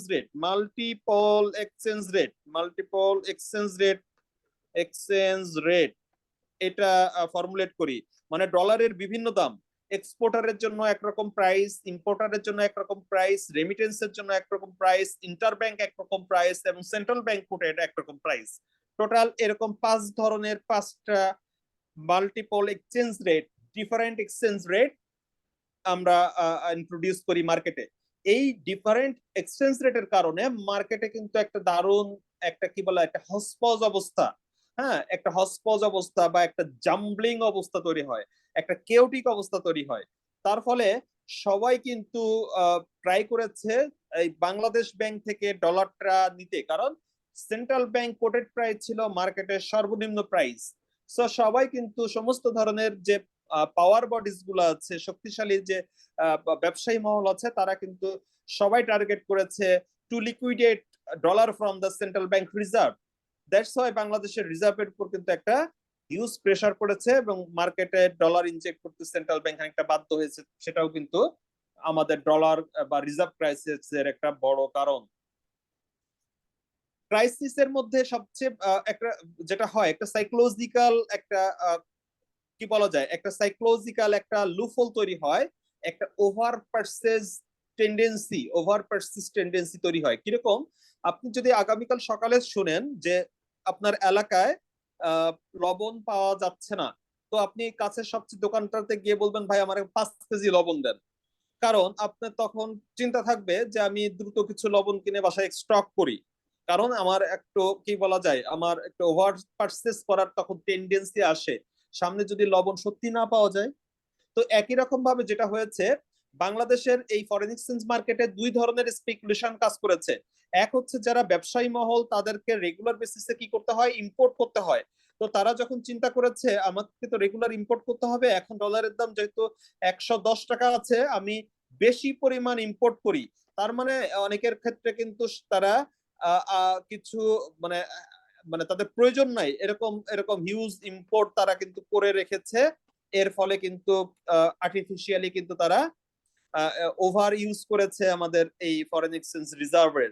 একই সাথে আরেকটা জিনিস হয়েছে, যখন আমাদের এই এক্সচেঞ্জ রেটটা আমরা বুঝতেই পারছি যে সামনে এক্সচেঞ্জ রেট আরো বেড়ে যাবে, আমাদের লোকাল কারেন্সি আরো দুর্বল হবে, তখন মার্কেটে কার্ভ মার্কেটে মানুষ বাসায় বাসায় ডলার কিনে কিনে কিন্তু রিজার্ভ করেছে। এটা আনঅফিসিয়াল একটা কারণ, এটা আমরা পরীক্ষার খাতা লিখবো না, আমার হঠাৎ করে মাথায় এলো আমি বলে ফেললাম। যখন আপনি এক্সপেক্ট করছেন, এখনো আমরা বুঝতে পারছি সামনে ডলারের দাম হয়তো আরো বাড়তে পারে, সেক্ষেত্রে আপনার মধ্যে একটা স্পেকুলেশন আছে যে আমি তো এটা নিয়ে একটা ব্যবসা করতে পারি। এখন যদি আমি কার্ভ মার্কেট থেকে কাঁচা ডলার কিনে নিয়ে বাসায় জমাই রাখি, তাহলে এখন 115 টাকা, 117 টাকা, 118-20 টাকা আমি যদি ডলার কিনি, এইটা নিশ্চিত ভাবে 130 টাকা, 35 টাকা, 40 টাকা বা 50 টাকা কিন্তু চলে যেতে পারে। ইফ ইউ থিঙ্ক সো, আপনি কিন্তু কাঁচা ডলার কিনে বাসায় মজুদদারি করে রাখতে পারেন, এরকম কিন্তু একটা সিচুয়েশন তৈরি হতে পারে। এই ধরনের আনঅফিসিয়াল যে hoarding of reserve, sorry foreign currency, এটাও কিন্তু আমাদের রিজার্ভ ক্রাইসিসের একটা কারণ থাকতে পারে আনঅফিসিয়ালি, যদি এটা আমরা পরীক্ষা খাতা লিখবো না। So all this are causes যার জন্য আমাদের ফরেন এক্সচেঞ্জ রিজার্ভ ডিপ্লিট করেছে। এটার ইম্প্যাক্ট কি? ইম্প্যাক্ট তো হিউজ, যেটা বলছিলাম ফরেন এক্সচেঞ্জ রিজার্ভটাকে, সরি এটা কি করলাম, ফরেন এক্সচেঞ্জ রিজার্ভটাকে ফরেন এক্সচেঞ্জ রিজার্ভের আমাদের ডিপ্লিট করার কারণে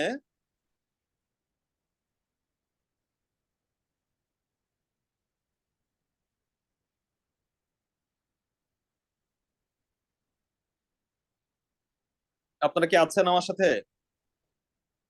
জি স্যার, ওই পেজটা একটু রোটেট করেন স্যার। রোটেট এমন ভাবে রোটেট করলাম সে তো আর সোজা হচ্ছে না। স্যার ওই যে রোটেট লেফট বা রাইট লেখা আছে ওইটা ক্লিক করলে হবে। দুটোই তো করতেছি ভাই, কোনোটাতে কথা আমি যা চাচ্ছি তাও শুনছে না। দেখি আরেকবার, এবার ঠিক আছে। তো আমাদের এটার একটা আসলে বড় ধরনের ইম্প্যাক্ট আছে কিন্তু আমাদের এই যে রিজার্ভটা ডিপ্লিট করেছে। আমরা কিন্তু আগের আলোচনায় বলছিলাম যখন আমার এক্সচেঞ্জ রেট অনেক ফল করেছে, লোকাল কারেন্সি অনেক ডিভ্যালুয়েশন হয়েছে, তার ফলে আমার ইম্পোর্টেশন অনেক কস্টলিয়ার হয়েছে। কেউ একটু নয়েজ হচ্ছে, মাইকটা অফ রাখি, হিউজ নয়েজ হচ্ছে, অনেক নয়েজ হচ্ছে, একটু অফ রাখি। তো ফরেন কারেন্সি রিজার্ভ যখন ডিপ্লিট করেছে, আমরা তখন কিন্তু সিস্টেমেটিক বিভিন্ন ধরনের ইম্পোর্টেশনের উপর বিভিন্ন ধরনের কিন্তু ব্যারিয়ার তৈরি করেছি। তার ফলে কিন্তু আমার ইম্পোর্ট কিন্তু কমে যাচ্ছে। ইম্পোর্ট কমে যাওয়ার ফলে আমার কিন্তু নতুন ভাবে ক্যাপিটাল মেশিনারিজ কম আসছে, র মেটেরিয়ালস কম আসছে, তার ফলে কিন্তু আমার প্রোডাকশন ফল করছে। তার মানে যখন প্রোডাকশন ফল করে তখন কিন্তু আমার একটা ডিমান্ড পুল ইনফ্লেশন তৈরি হয়। তার মানে ফরেন এক্সচেঞ্জ রিজার্ভ ডিপ্লিট হওয়ার সাথে সাথে কিন্তু আমার এই যে বর্তমানে যে আমার যে ইনফ্লেশনটা চলছে, এই ইনফ্লেশন তৈরি হওয়ার পিছনে কিন্তু ফরেন এক্সচেঞ্জ রিজার্ভের ডিপ্লিট হওয়ার একটা সম্পর্ক আছে। একই রকম ভাবে যখন ডিমান্ড ফল করে তখন কিন্তু প্রোডাকশনটা আরো কমিয়ে দেওয়া হয়, যখন আরো কমিয়ে দেওয়া হয় তখন কিন্তু সরি, আমরা যখন এই যে আমাদের ইম্পোর্টেশন যখন কস্টলিয়ার হয়ে যাচ্ছে তখন কিন্তু একটা কস্ট পুশ ইনফ্লেশন তৈরি হচ্ছে। কারণ যখন আমি ইম্পোর্টেশন কস্টলিয়ার হচ্ছে তার মানে র মেটেরিয়ালস কস্টলি হচ্ছে, তার ফলে আমার প্রোডাকশন কস্ট বেড়ে যাচ্ছে। প্রোডাকশন কস্ট বেড়ে গেলে প্রোডাকশনের প্রাইস তো অটোমেটিক ভাবে বেড়ে যাচ্ছে। এটাকে বলা হয় কস্ট পুশ ইনফ্লেশন। এই কস্ট পুশ ইনফ্লেশন তৈরি হয়েছে, ডিমান্ড পুল ইনফ্লেশন তৈরি হয়েছে, আমার ইনভেস্টমেন্টস লোয়ার হয়েছে, তার ফলে গ্রোথ কমে যাচ্ছে। ফরেন এক্সচেঞ্জ মার্কেটে কিন্তু ইনডিসিপ্লিন তৈরি হয়েছে, আমার লোকাল কারেন্সি ডিভ্যালুয়েশন হওয়ার ফলে আমার ইকোনমিক এক্সপানশন কিন্তু আরো বেশি আনসার্টেন হয়ে গিয়েছে। এই ধরনের নানান ধরনের প্রবলেম গুলো আছে আমাদের নোটে, কিন্তু খুব চমৎকার ভাবে এগুলা সামারাইজ করে দেওয়া আছে, লিখে দেওয়া আছে। আমরা ট্রাই করব এখান থেকে একটু পড়ে নেওয়ার। ওকে, আমরা আলোচনা যেগুলো করে দিয়েছি এগুলো সব এগুলোর উপরে কিন্তু মিল পাবেন। Okay, causes of rising inflation. Inflation কেন বাড়লো? ইনফ্লেশন বেড়েছে কারণ আমার ইন্টারন্যাশনাল মার্কেটে প্রাইস বেড়েছে, এটা তো একটা বড় কারণ, কিন্তু তার চেয়ে বড় কারণ আমার এক্সচেঞ্জ রেট ফ্লাকচুয়েশনের কারণে, যেটা আমরা একটু আগে বললাম। এক্সচেঞ্জ রেট ফ্লাকচুয়েশনের কারণের ফলে আমার ইম্পোর্টেশন কস্টলিয়ার হয়েছে। ইম্পোর্টেশন কস্টলিয়ার হওয়ার ফলে আমার র মেটেরিয়ালস আর ক্যাপিটাল মেশিনারিজ কস্টলিয়ার হয়েছে, প্রোডাকশন কস্ট বেড়ে গিয়েছে, এর ফলে কস্ট পুশ ইনফ্লেশন হয়েছে। যখন ইনফ্লেশন বেড়ে যায় তখন কোনো প্রোডিউসার চিন্তা করে এতটা আর প্রোডাকশন করব না, কারণ মানুষ এত দাম দিয়ে কিনবে না। তার ফলে আবার কিন্তু তারা প্রোডাকশন কমিয়ে দেয় এবং তার ফলে কিন্তু মার্কেটে ডিমান্ড বেড়ে যায়, সাপ্লাই কমে যায়। এটাকে বলা হয় ডিমান্ড পুল ইনফ্লেশন। সেটাও কিন্তু বাংলাদেশে হয়েছে। গভর্নমেন্ট অনেক ধরনের কন্ট্রাকশনের মনিটারি পলিসি সেন্ট্রাল ব্যাংক নিয়েছে, অথচ গভর্নমেন্ট কিন্তু এটার এগেনস্টে গিয়ে বিভিন্ন ধরনের এক্সপেনশনারি ডিসিশন মেক করেছে। তো বাংলাদেশের এই fiscal decision and monetary decision এটা কিন্তু খুব কম সময়ে কিন্তু সিনক্রোনাইজ করে। এটার ফলে যেটা হয়েছে যে সিচুয়েশনটাকে কিন্তু আমরা হ্যান্ডেল করতে পারিনি, ম্যানেজ করতে পারিনি। এটাও কিন্তু ইনফ্লেশন আনবাউন্ড হওয়ার পিছনে একটা বড় কারণ। আমরা জানি দীর্ঘ সময় ধরে বাংলাদেশের ইন্টারেস্ট রেটটা, মার্কেটের লোনের ইন্টারেস্ট রেট 6% এবং 9% লক করা ছিল, ক্যাপ করা ছিল। এটার ফলে যেটা হয়েছে মার্কেটের আমাদের যে মনিটারি ট্রান্সমিশন মেকানিজম যেটা বলা হয়, এই মনিটারি ট্রান্সমিশন মেকানিজমটা কিন্তু টোটালি ইনইফেক্টিভ ছিল। এই মনিটারি ট্রান্সমিশন মেকানিজমটার মাধ্যমে কিন্তু ইনফ্লেশন কন্ট্রোল করা হয়। তার মানে দীর্ঘ সময় ধরে আমাদের ইনফ্লেশন কন্ট্রোল করার জন্য যে সেন্ট্রাল ব্যাংক ম্যানেজমেন্ট সেটা কিন্তু আসলে ওয়ার্ক করেনি। এটা ওয়ার্ক না করার জন্য অটোমেটিক্যালি কিন্তু আমার inflation it has gone beyond our control. So all this are causes যেটার পিছনে আমাদের এই ইনফ্লেশন বৃদ্ধির কারণ। ওকে, এগুলো আমরা একটু পড়ে নিব। সুন্দরভাবে 5টা কারণ বলা আছে। এটার সাফারিংস তো ডেফিনেটলি আছে। আমাদের যারা লোয়ার ইনকাম পিপল আছে তারা তো তাদের রিয়েল ইনকামটা কমে যায়, বা তাদের ইজিবল ইনকামটা কমে যায়। তার ফলে তারা যেটা হয় সেভিংসটা লিকুইডেট করে খেতে বাধ্য হয়, অ্যাকোমোডেট করতে পারে না তাদের এক্সপেন্সেস। আমরা গত যে আমরা লাস্ট উইকের যে কম্প্রিহেনশনটা পড়লাম সেখানে কিন্তু খুব রিসেন্ট সময়ের এই ইস্যুটা দেখেছিলাম যে ইনফ্লেশন বাড়ার জন্য কিন্তু বাংলাদেশের নতুন করে 5 লক্ষ মানুষ পভার্টি লাইনের নিচে চলে গিয়েছে। 8.5 লক্ষ মানুষ মডারেটলি কিন্তু শকড হয়েছে বাই দিস ইনফ্লেশন, এবং প্রায় 15 লক্ষ মানুষ, মানে 1.5 মিলিয়নের মতো মানুষ কিন্তু সরাসরি পভার্টি শক খেয়েছে এই ইনফ্লেশনের কারণে। সো যারা এই lower and middle income people, fixed income people, তাদের কিন্তু সাফারিংটা ছিল মানে হিউজ। এই সাফারিংটা তাদের জন্য একটা বিগ পানিশমেন্ট ছিল।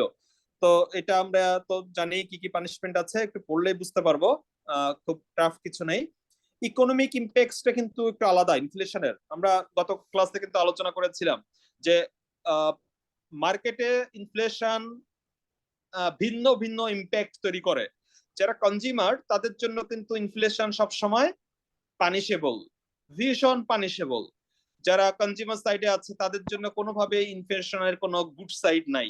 বাট যিনি প্রডিউসার, তার যদি প্রাইস বাড়ে এবং তার যদি প্রোডাকশন কাটেল না হয়, ডিমান্ড ফল না করে ইনফ্লেশনের কারণে, যেমন বেসিক আইটেমস চাল, ডাল, আটা, রুটি, তেল, সুজি, ময়দা, এগুলো যেগুলো বেসিক আইটেম আছে, আপনার দাম যতই বাড়ুক না কেন মানুষকে এগুলো কিনতে হবে। সো যারা প্রোডিউসার আছেন নেসেসারি আইটেমস এর, তারা কিন্তু ইনফ্লেশন হলে দে আর ডেফিনেটলি হ্যাপি, কোনো সন্দেহ নেই। আমরা সিটি গ্রুপের উদাহরণ দেই, সিটি গ্রুপ কিন্তু খুব অল্প সময়ের মধ্যে শুধুমাত্র তীর ভোজ্য তেল বা সয়াবিন অয়েল, পাম অয়েল এটা বিক্রি করে কিন্তু বিলিনিয়ার কোম্পানি হয়ে গিয়েছে, এবং they are establishing the largest refinery unit edible oil in South Asia সবচেয়ে বড়, এটা কিন্তু তারা এখন এস্টাবলিশ করতেছে। সো এই যে ইনফ্লেশনের মাধ্যমে যেটা হয়েছে, একটা পার্টিকুলার প্রডিউসার কিন্তু হিউজ প্রফিট করেছে, হিউজ প্রফিটের টাকাটা সে কিন্তু আবার রিইনভেস্ট করছে, সেখানে কিন্তু আবার 1000 মানুষের হয়তো বা কর্মসংস্থান হবে। সো এটার কিন্তু মাল্টি ডাইমেনশনাল বিভিন্ন লেভেলে বিভিন্ন ধরনের কিন্তু ইম্প্যাক্ট আছে। ইনফ্লেশন কিন্তু সবসময় ইকোনমির জন্য খারাপ তা কিন্তু না। আমাদের যদি ইনফ্লেশন আমাদের ইকোনমির জন্য একটা সুদিং রেট আছে, আমাদের ইকোনমিতে কিন্তু আমরা এই একটু আগে কিন্তু একটা বিষয়ে একটু আপনাদের বলছিলাম যে 2010 থেকে 2022 এই সময়কালে বাংলাদেশ এভারেজ 6 to 7% গ্রোথ করেছে কনজিকিউটিভলি। এই সময়কালে বাংলাদেশের এভারেজ ইনফ্লেশন রেটটা ছিল 5 to 6%। এই 5 to 6% যে ইনফ্লেশন রেট, এটা কিন্তু আমার ইকোনমির জন্য ভীষণ রকম কনজিনিয়াল, ফ্রেন্ডলি এবং সুইটেবল একটা রেট। আমার যদি 5 to 6% ইনফ্লেশন যদি না হয়, তাহলে আমার যে প্রডিউসাররা আছেন, আমার যে বিজনেস পিপল আছেন, they won't be interested to produce more, কারণ প্রাইস না বাড়লে কারোরই ভালো লাগবে না একজন সেলারের দৃষ্টিতে। সো 5 to 6% যে ইনফ্লেশন, এটা কিন্তু ডিউলি মেনটেন করা হয়, কারণ আমার ইকোনমিকে ভাইব্রেন্ট রাখতে হবে, প্রডিউসারদের জন্য এখানে কিন্তু ইনসেন্টিভ থাকতে হবে। সো এটার নিচে যদি আবার চলে আসতো 2 to 3% যদি ইনফ্লেশন চলে আসে, সেটা কিন্তু আমার ইকোনমির জন্য আবার একটা স্লো ডাউন তৈরি করতে পারে ডিফ্লেশনের কারণে, কারণ এটা আমার ইকোনমির জন্য সুইটেবল না। আমার প্রডিউসাররা তখন কিন্তু they won't find any incentive to produce more. So এই 5 to 6% যে ইনফ্লেশন, এই সুদিং ইনফ্লেশনটা কিন্তু আমরা এই পিরিয়ডে আমরা কিন্তু মেনটেন করতে পেরেছি বিধায় এই ইনক্রেডিবল রেটে আমার ইকোনমি কিন্তু গ্রো করতে পেরেছে। যদি ইনফ্লেশন আমরা কন্ট্রোল না করতে পারতাম, তাহলে ডেফিনেটলি আমার ইকোনমিক গ্রোথ এই লেভেলে কোনোভাবেই হতো না। That is evident from the current experience. এই মুহূর্তে আমাদের inflation rate it's near about to double digit, 9%, 9.5%, বা এটা 9.9% কিন্তু সোয়ারিং করেছে। সো এই যে অলমোস্ট ডাবল ডিজিট যে ইন্টারেস্ট এই ইনফ্লেশন রেট, এটা কিন্তু আমার দেখেন গ্রোথ কিন্তু খেয়ে ফেলেছে। গ্রোথ কিন্তু 6.5% হওয়ার কথা ছিল যদি আমরা ইনফ্লেশন কন্ট্রোল করতে পারতাম। ইনফ্লেশন কন্ট্রোল না করার ফলে যে কন্ট্রাকশনের বিভিন্ন ধরনের ডিসিশন নেওয়া হচ্ছে, তার ফলে অটোমেটিক্যালি আমার ইকোনমি কিন্তু অ্যাট্রোফিং, শুকিয়ে যাচ্ছে। অ্যাট্রোফি মানে হচ্ছে ধীরে ধীরে শুকিয়ে যাওয়া। আমার গ্রোথ কিন্তু অ্যাট্রোফি করছে, অ্যাট্রোফিং, ধীরে ধীরে শুকিয়ে যাচ্ছে।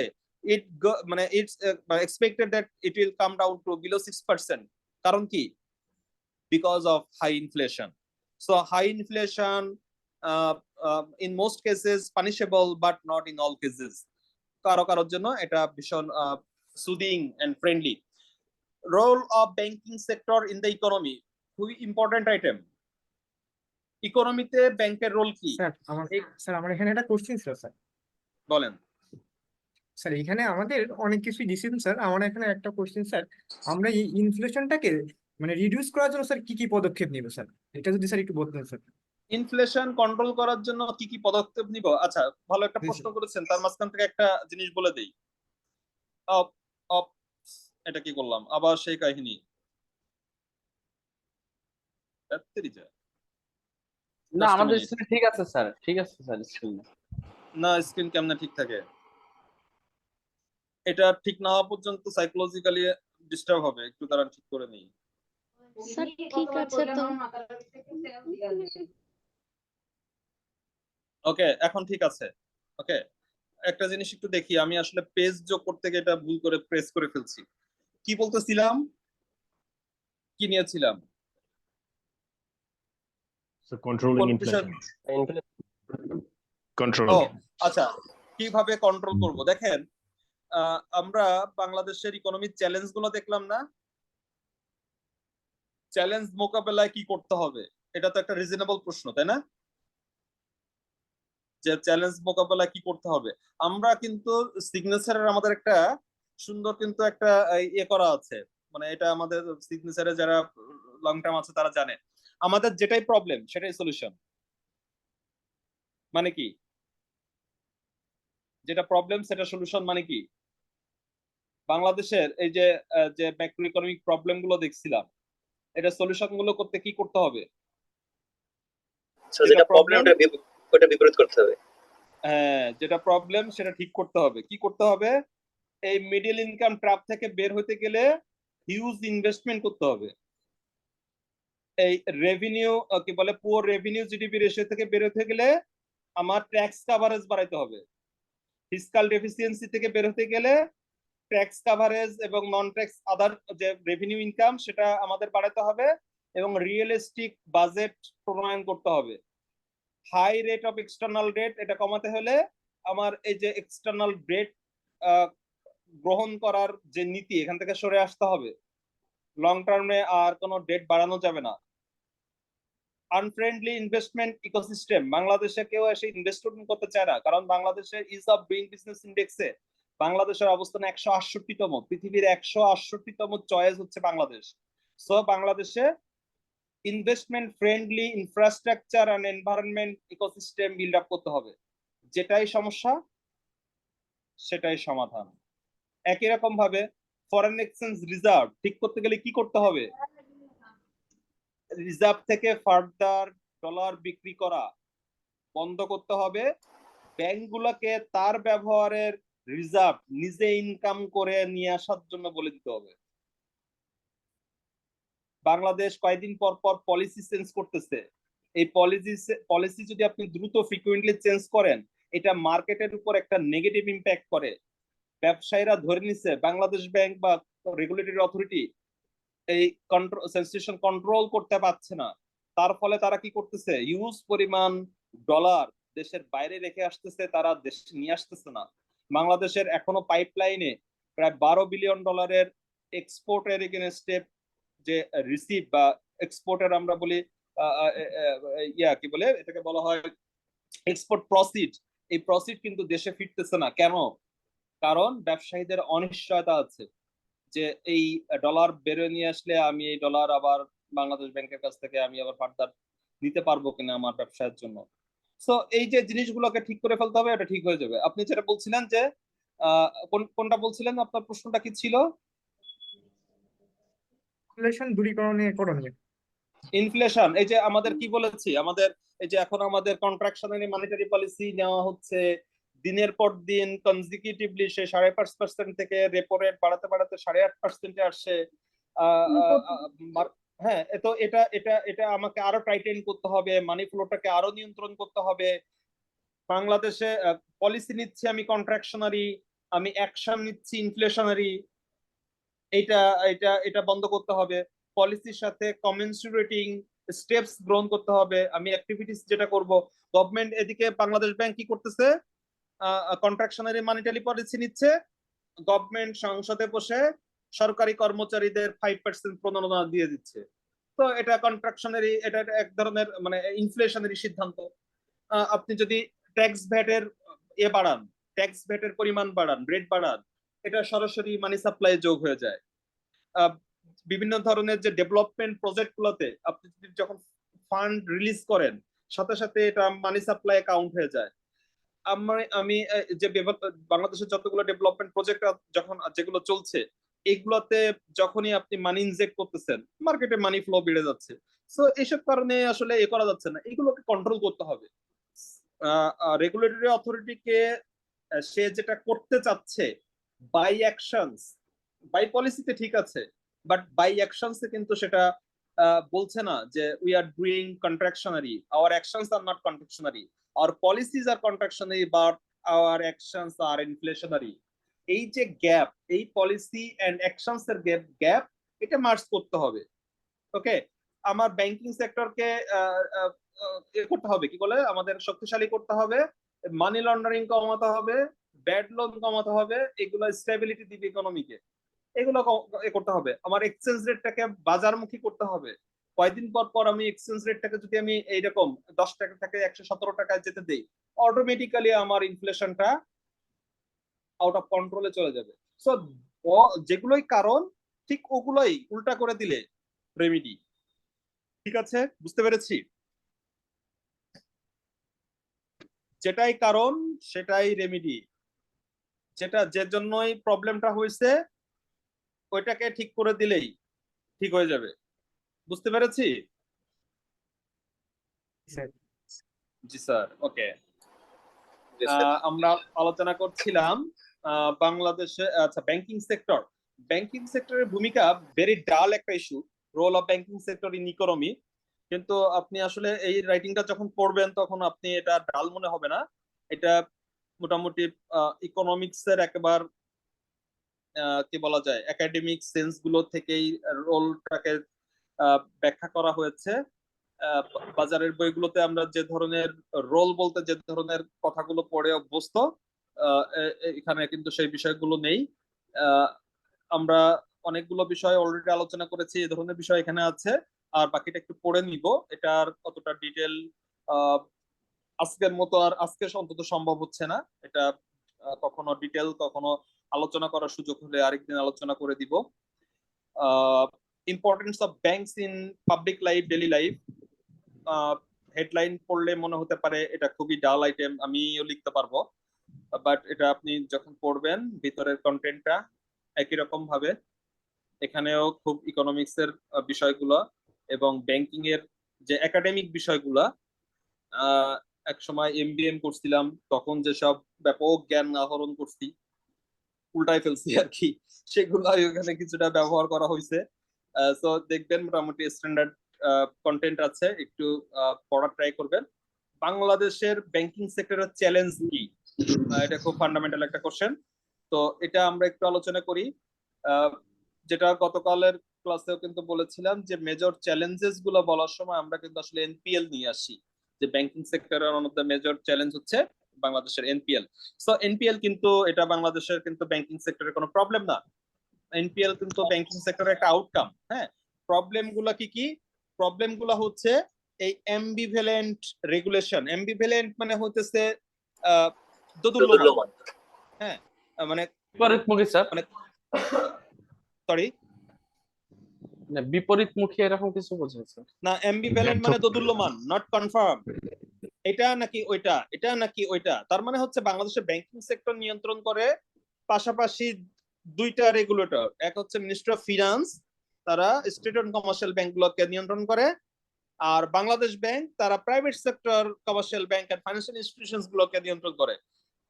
গভর্নমেন্ট সেক্টরের ব্যাংক গুলোর নিয়ন্ত্রণ অলমোস্ট কিন্তু মিনিস্ট্রি অফ ফাইন্যান্সের হাতে। আপনারা যদি দেখেন যে আমরা স্টেট অন কমার্শিয়াল ব্যাংক বলি, এই স্টেট অন যে কমার্শিয়াল ব্যাংক আছে, state on SCBS, state on commercial bank, তাদের এনপিএল রেট 25%। আর বাংলাদেশের যে ফরেন কমার্শিয়াল ব্যাংক, যেটা সেন্ট্রাল ব্যাংক নিয়ন্ত্রণ করে, তাদের এনপিএল রেট হচ্ছে 6%।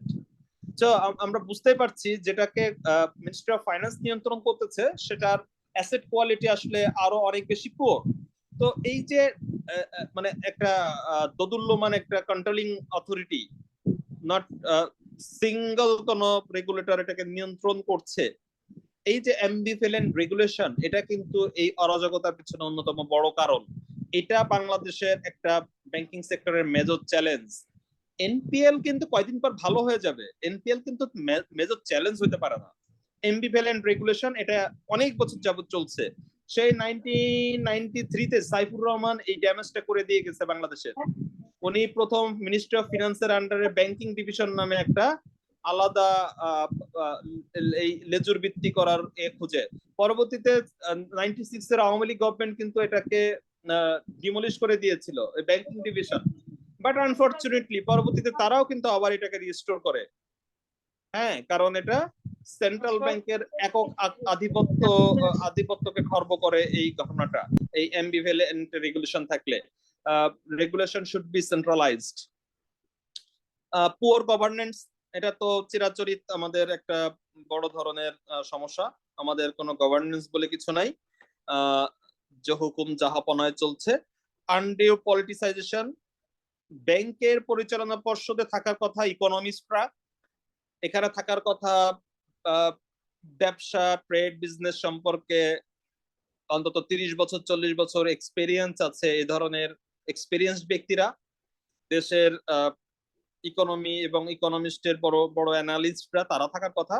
অথচ আমাদের সব সরকারি ব্যাংকগুলোর পরিচালনা পর্ষদে সব সরকারি দলের নেতারা, তাদেরকে আমরা বসে থাকতে দেখি।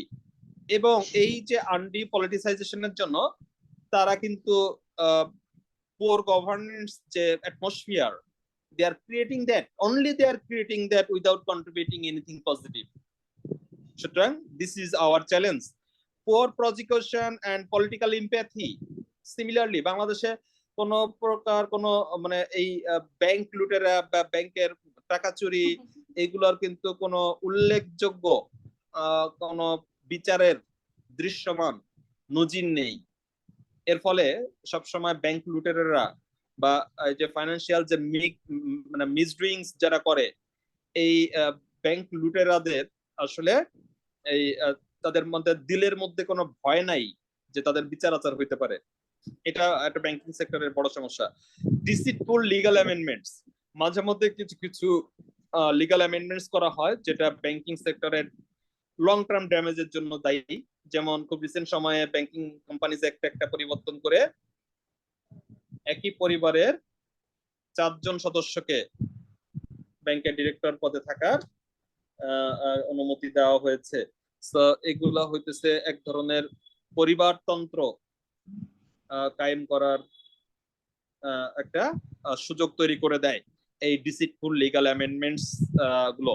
So all this are major challenges or problems in banking sector. Okay, আমরা অন্যদের মতন এই আলু পটল টাইপের প্রবলেম লিখবো না, যেটা একেবারেই মানে ব্যাংকিং সেক্টরের ফান্ডামেন্টাল প্রবলেম এবং যেটা আপনি চাইলেই খুব দ্রুততার সাথে এটা সলভ করতে পারবেন না। All this are basic and fundamental problems of banking sector, এগুলোই আমরা কিন্তু আসলে লিখবো। Critically analyze the role of central bank in unstable banking sector. এই যে টালমাটাল ব্যাংকিং সেক্টরটা চলতেছে স্যার স্যার এই পয়েন্টগুলো কি স্যার মেনশন করব স্যার এইভাবে? না, এখানে পয়েন্ট মেনশন করেন না, পয়েন্টগুলো শুধু মনে রাখা স্বার্থে দিয়েছি। পয়েন্ট আমি আসলে পরীক্ষায় লিখবেন এমনটা মিন করা হয়নি, এগুলো বাদে খালি এবিসিডি দিয়ে লিখবেন, এটা লেখার দরকার নেই। Critically analyze the role of central bank. Role of central bank কি হতে পারে এই সময়কালে দেখে রাখবেন। চ্যালেঞ্জেস অফ রিফরমেশন, এই যে রিফরমেশন উদ্যোগ, সেন্ট্রাল ব্যাংক এত আয়োজন করে নিয়ে এত কি বলা যায় ঢাকঢোল পিটিয়ে রিফরমেশন যে আওয়াজ শুরু করেছিল, আওয়াজ কিন্তু খাদে, আওয়াজ কিন্তু আর পাওয়া যাচ্ছে না, সব চুপচাপ হয়ে গিয়েছে। কারণ কি? হিউজ প্রেসার গ্রুপ আছে এটার পিছনে। সো আপনি এত সহজ নয় যে এই প্রেসার গ্রুপটাকে সাবডিউ করে আপনি শক্তপোক্ত ভাবে মেরুদণ্ড সোজা করে কোন সিদ্ধান্ত এক্সিকিউট করবেন। আপনার সিস্টেম আপনাকে সেটা সহজে অ্যালাউ করবে না। এবং এই যে রিফরমেশন যেটা হচ্ছে, রিফরমেশন শুধুমাত্র এক ব্যাংকের সঙ্গে আমরা এক ব্যাংকে জুড়ে দেওয়ার যে এটা নিচ্ছি, এটা আদতে কোনো কোয়ালিটেটিভ চেঞ্জ আনবে না। আলটিমেটলি কোয়ালিটেটিভ চেঞ্জ আনতে হলে আপনার যে নন পারফর্মিং লোন যেগুলো আছে সেগুলোকে রিকভার করার ট্রাই করতে হবে। ব্যাড অ্যাসেট যেগুলো আছে সেগুলোকে গুড অ্যাসেটে টার্ন করাতে হলে আপনার রিকভারি ইনিশিয়েটিভস নিতে হবে। তো এখনো পর্যন্ত দৃশ্যমান কোনো রিকভারি ইনিশিয়েটিভ কিন্তু নেওয়া হয়নি, not either from the central bank or from the government. এটা যদি না হয় তাহলে কিন্তু কোয়ালিটেটিভ অর ফান্ডামেন্টাল যে চেঞ্জটা আসলে আমরা এক্সপেক্ট করি, শুধুমাত্র ব্যাংকের সংখ্যা কমবে আমাদের যদি মার্জ করা হয়, কিন্তু ব্যাংকিং সেক্টরের যে টেস্টের যে পরিবর্তন হওয়া বা কোয়ালিটির যে পরিবর্তন হওয়া, সেটা কিন্তু সেদিকে কিন্তু আমরা সুনির্দিষ্ট কোনো কিছু দেখিনি। সো এই রিফরমেশনের অনেক চ্যালেঞ্জেস আছে, but reformation is necessary. Without reformation আমাদের ব্যাংকিং সেক্টরের যে ড্যামেজ আমরা তৈরি করে ফেলেছি, এই অলমোস্ট 3 to 4 লাখ কোটি টাকা, এই যে ড্যামেজ, এটা কিন্তু রিকভার করা ভীষণ রকম কঠিন হবে। ওকে, এবং এটা যদি ভীষণ যদি আমরা আসলে রিকভার না করতে পারি, ইন দা লং রান আমরা কিন্তু লং টার্ম যে মানে ফান্ড ক্রাইসিসে ভুগবে আমার ইকোনমি, প্রাইভেট সেক্টর তাদের সাফিসিয়েন্ট ফান্ড পাবে না, আমাদের ইকোনমিক যে ডেভেলপমেন্ট থার্স্ট সেটার জন্য কিন্তু আমার huge investment, local investment and foreign direct investment দুটোই দরকার। আমার যদি ব্যাংকিং সেক্টর যদি রোবাস্ট না হয়, ব্যাংকিং সেক্টর যদি ক্যাপাবল না হয়, banking sector if banking sector becomes unable to generate sufficient fund and to provide sufficient capital flow, আমার ইকোনমি কিন্তু ফ্লাউরিশ করবে না।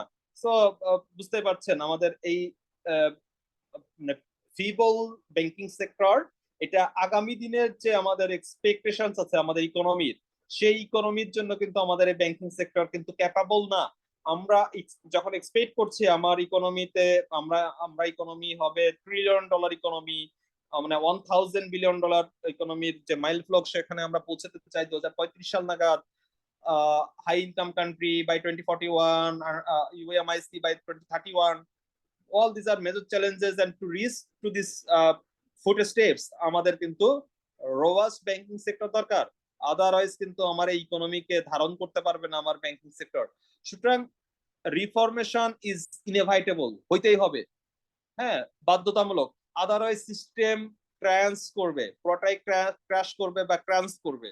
সিস্টেম ক্র্যাশ করার আগে বা ক্র্যাশ করার আগে আমাদেরকে ওই যে মাসুদের মতন ভালো হয়ে যেতে হবে, ভালো হয়ে যাওয়া ছাড়া কোনো বিকল্প নাই। এইটাকে হুটহাট করে পলিশ করে ডিস্টেম্পার করে লুকানোর কোনো সুযোগ নেই। যদি আপনার ফাইন্যান্সিয়াল সেক্টর ঢুকতে থাকে তার যে ক্ষত আপনি এটা ডিস্টেম্পার করে লুকাতে পারবেন না। সো রিফরমেশন এবং মাসুদ হয়ে যাওয়া ভেরি মাচ ইনএভাইটেবল, ভালো হইতেই হবে, সেটা মায়ের খাওয়ার আগে অথবা মায়ের খাওয়া ব্যতি রেখে। আমরা যদি ভালো এখন না হই তাহলে সামনে হাত পা খোড়া হয়ে পঙ্গু হয়ে গিয়ে তারপর ভালো হব, আর যদি বিবেকবোধ জাগ্রত হয় তাহলে পঙ্গু হওয়ার আগে ভালো হওয়ার চেষ্টা করব। সো এটা হচ্ছে ব্যাংকিং সেক্টর রিফরমেশন, বাকিগুলো বাংলায় দেওয়া আছে, কেন দরকার, কি কি চ্যালেঞ্জ আছে। পরীক্ষায় আসলে কিন্তু কি কি চ্যালেঞ্জ আছে গুছিয়ে লেখাটা কিন্তু কঠিন, কি কি কারণ কি কি চ্যালেঞ্জ এগুলো ক্ষেত্রে আমরা অনেক বেশি এক কথা বারবার লিখি, রিপিট হয়, কারণ আমাদের ভালো প্রস্তুতি থাকে না। তো আশা করি আমরা ট্রাই করব যেটা আমাদের মিনিমাম 3 মাসের পড়া, এখানে 3 মাসের মতন ফোকাস রাইটিং আছে, আমরা অবশ্যই চেষ্টা করব এটা 5 দিনে কমপ্লিট করে ফেলার। ওকে, 3 মাসের কন্টেন্ট কয় দিনে? 3 দিনে আমরা শেষ করে ফেলবো। ওকে, দোয়া থাকলো আমার পক্ষ থেকে, অবশ্যই শুভকামনা থাকলো 3 মাসের কন্টেন্ট জন্য আমরা 3 দিনে শেষ করে ফেলতে পারি। মজা করছি, আসলে এটা কার্যত সম্ভব না। এজন্যই বলি যে লম্বা সময় ধরে শুনতে থাকুন। স্যার পড়ে শেষ করা সম্ভব, কিন্তু মেমোরিতে রাখা হয়তো বা সম্ভব, মেমোরিতে বা লিখে আসা সম্ভব না। এজন্য আমি সবসময় বলি যে সব ব্যাচের ছেলে মেয়েদেরকে বলি যে আমার একই ক্লাস বারবার বারবার বারবার শুনেন শুনেন শুনেন, শুনতে শুনতে শুনতে শুনতে আপনি টানা 6 মাস শুনেন, এক একটা ক্লাস 3 বার 4 বার 5 বার আপনার শোনার সৌভাগ্য হয়ে যাবে। অটোমেটিক্যালি দেখবেন কিছু না কিছু শব্দ কথা আমার কাছ থেকে আপনার মধ্যে অটোমেটিক্যালি ঢুকে গেছে। এইভাবে শুনবেন পড়বেন, শুনবেন পড়বেন, শুনবেন পড়বেন, এই করতে করতে করতে করতে একটা সময় মোটামুটি মাস 6 মধ্যে দেখবেন অনেক কিছু শিখে ফেলেছেন। স্যার জি, এবার বলেন। স্যার আপনার হচ্ছে যে ইউটিউব চ্যানেল তো সাবস্ক্রাইব করছি, কিন্তু হচ্ছে আপনার ক্লাসগুলো অটোমেটিক আসে না, এটার কারণ কি স্যার? এটা ওখানে তো কিছুটা ফায়ারওয়াল দেওয়া আছে, নাহলে ব্যবসা বাণিজ্য দোকান বন্ধ হয়ে যাবে। আমি যদি মানে সব যদি স্যাম্পল দিয়ে দেই তাহলে তো দোকানে আর কেউ প্রোডাক্ট কিনবে না রে ভাই, মানে একটু দোকানটাও তো চালাইতে হবে, তাই না?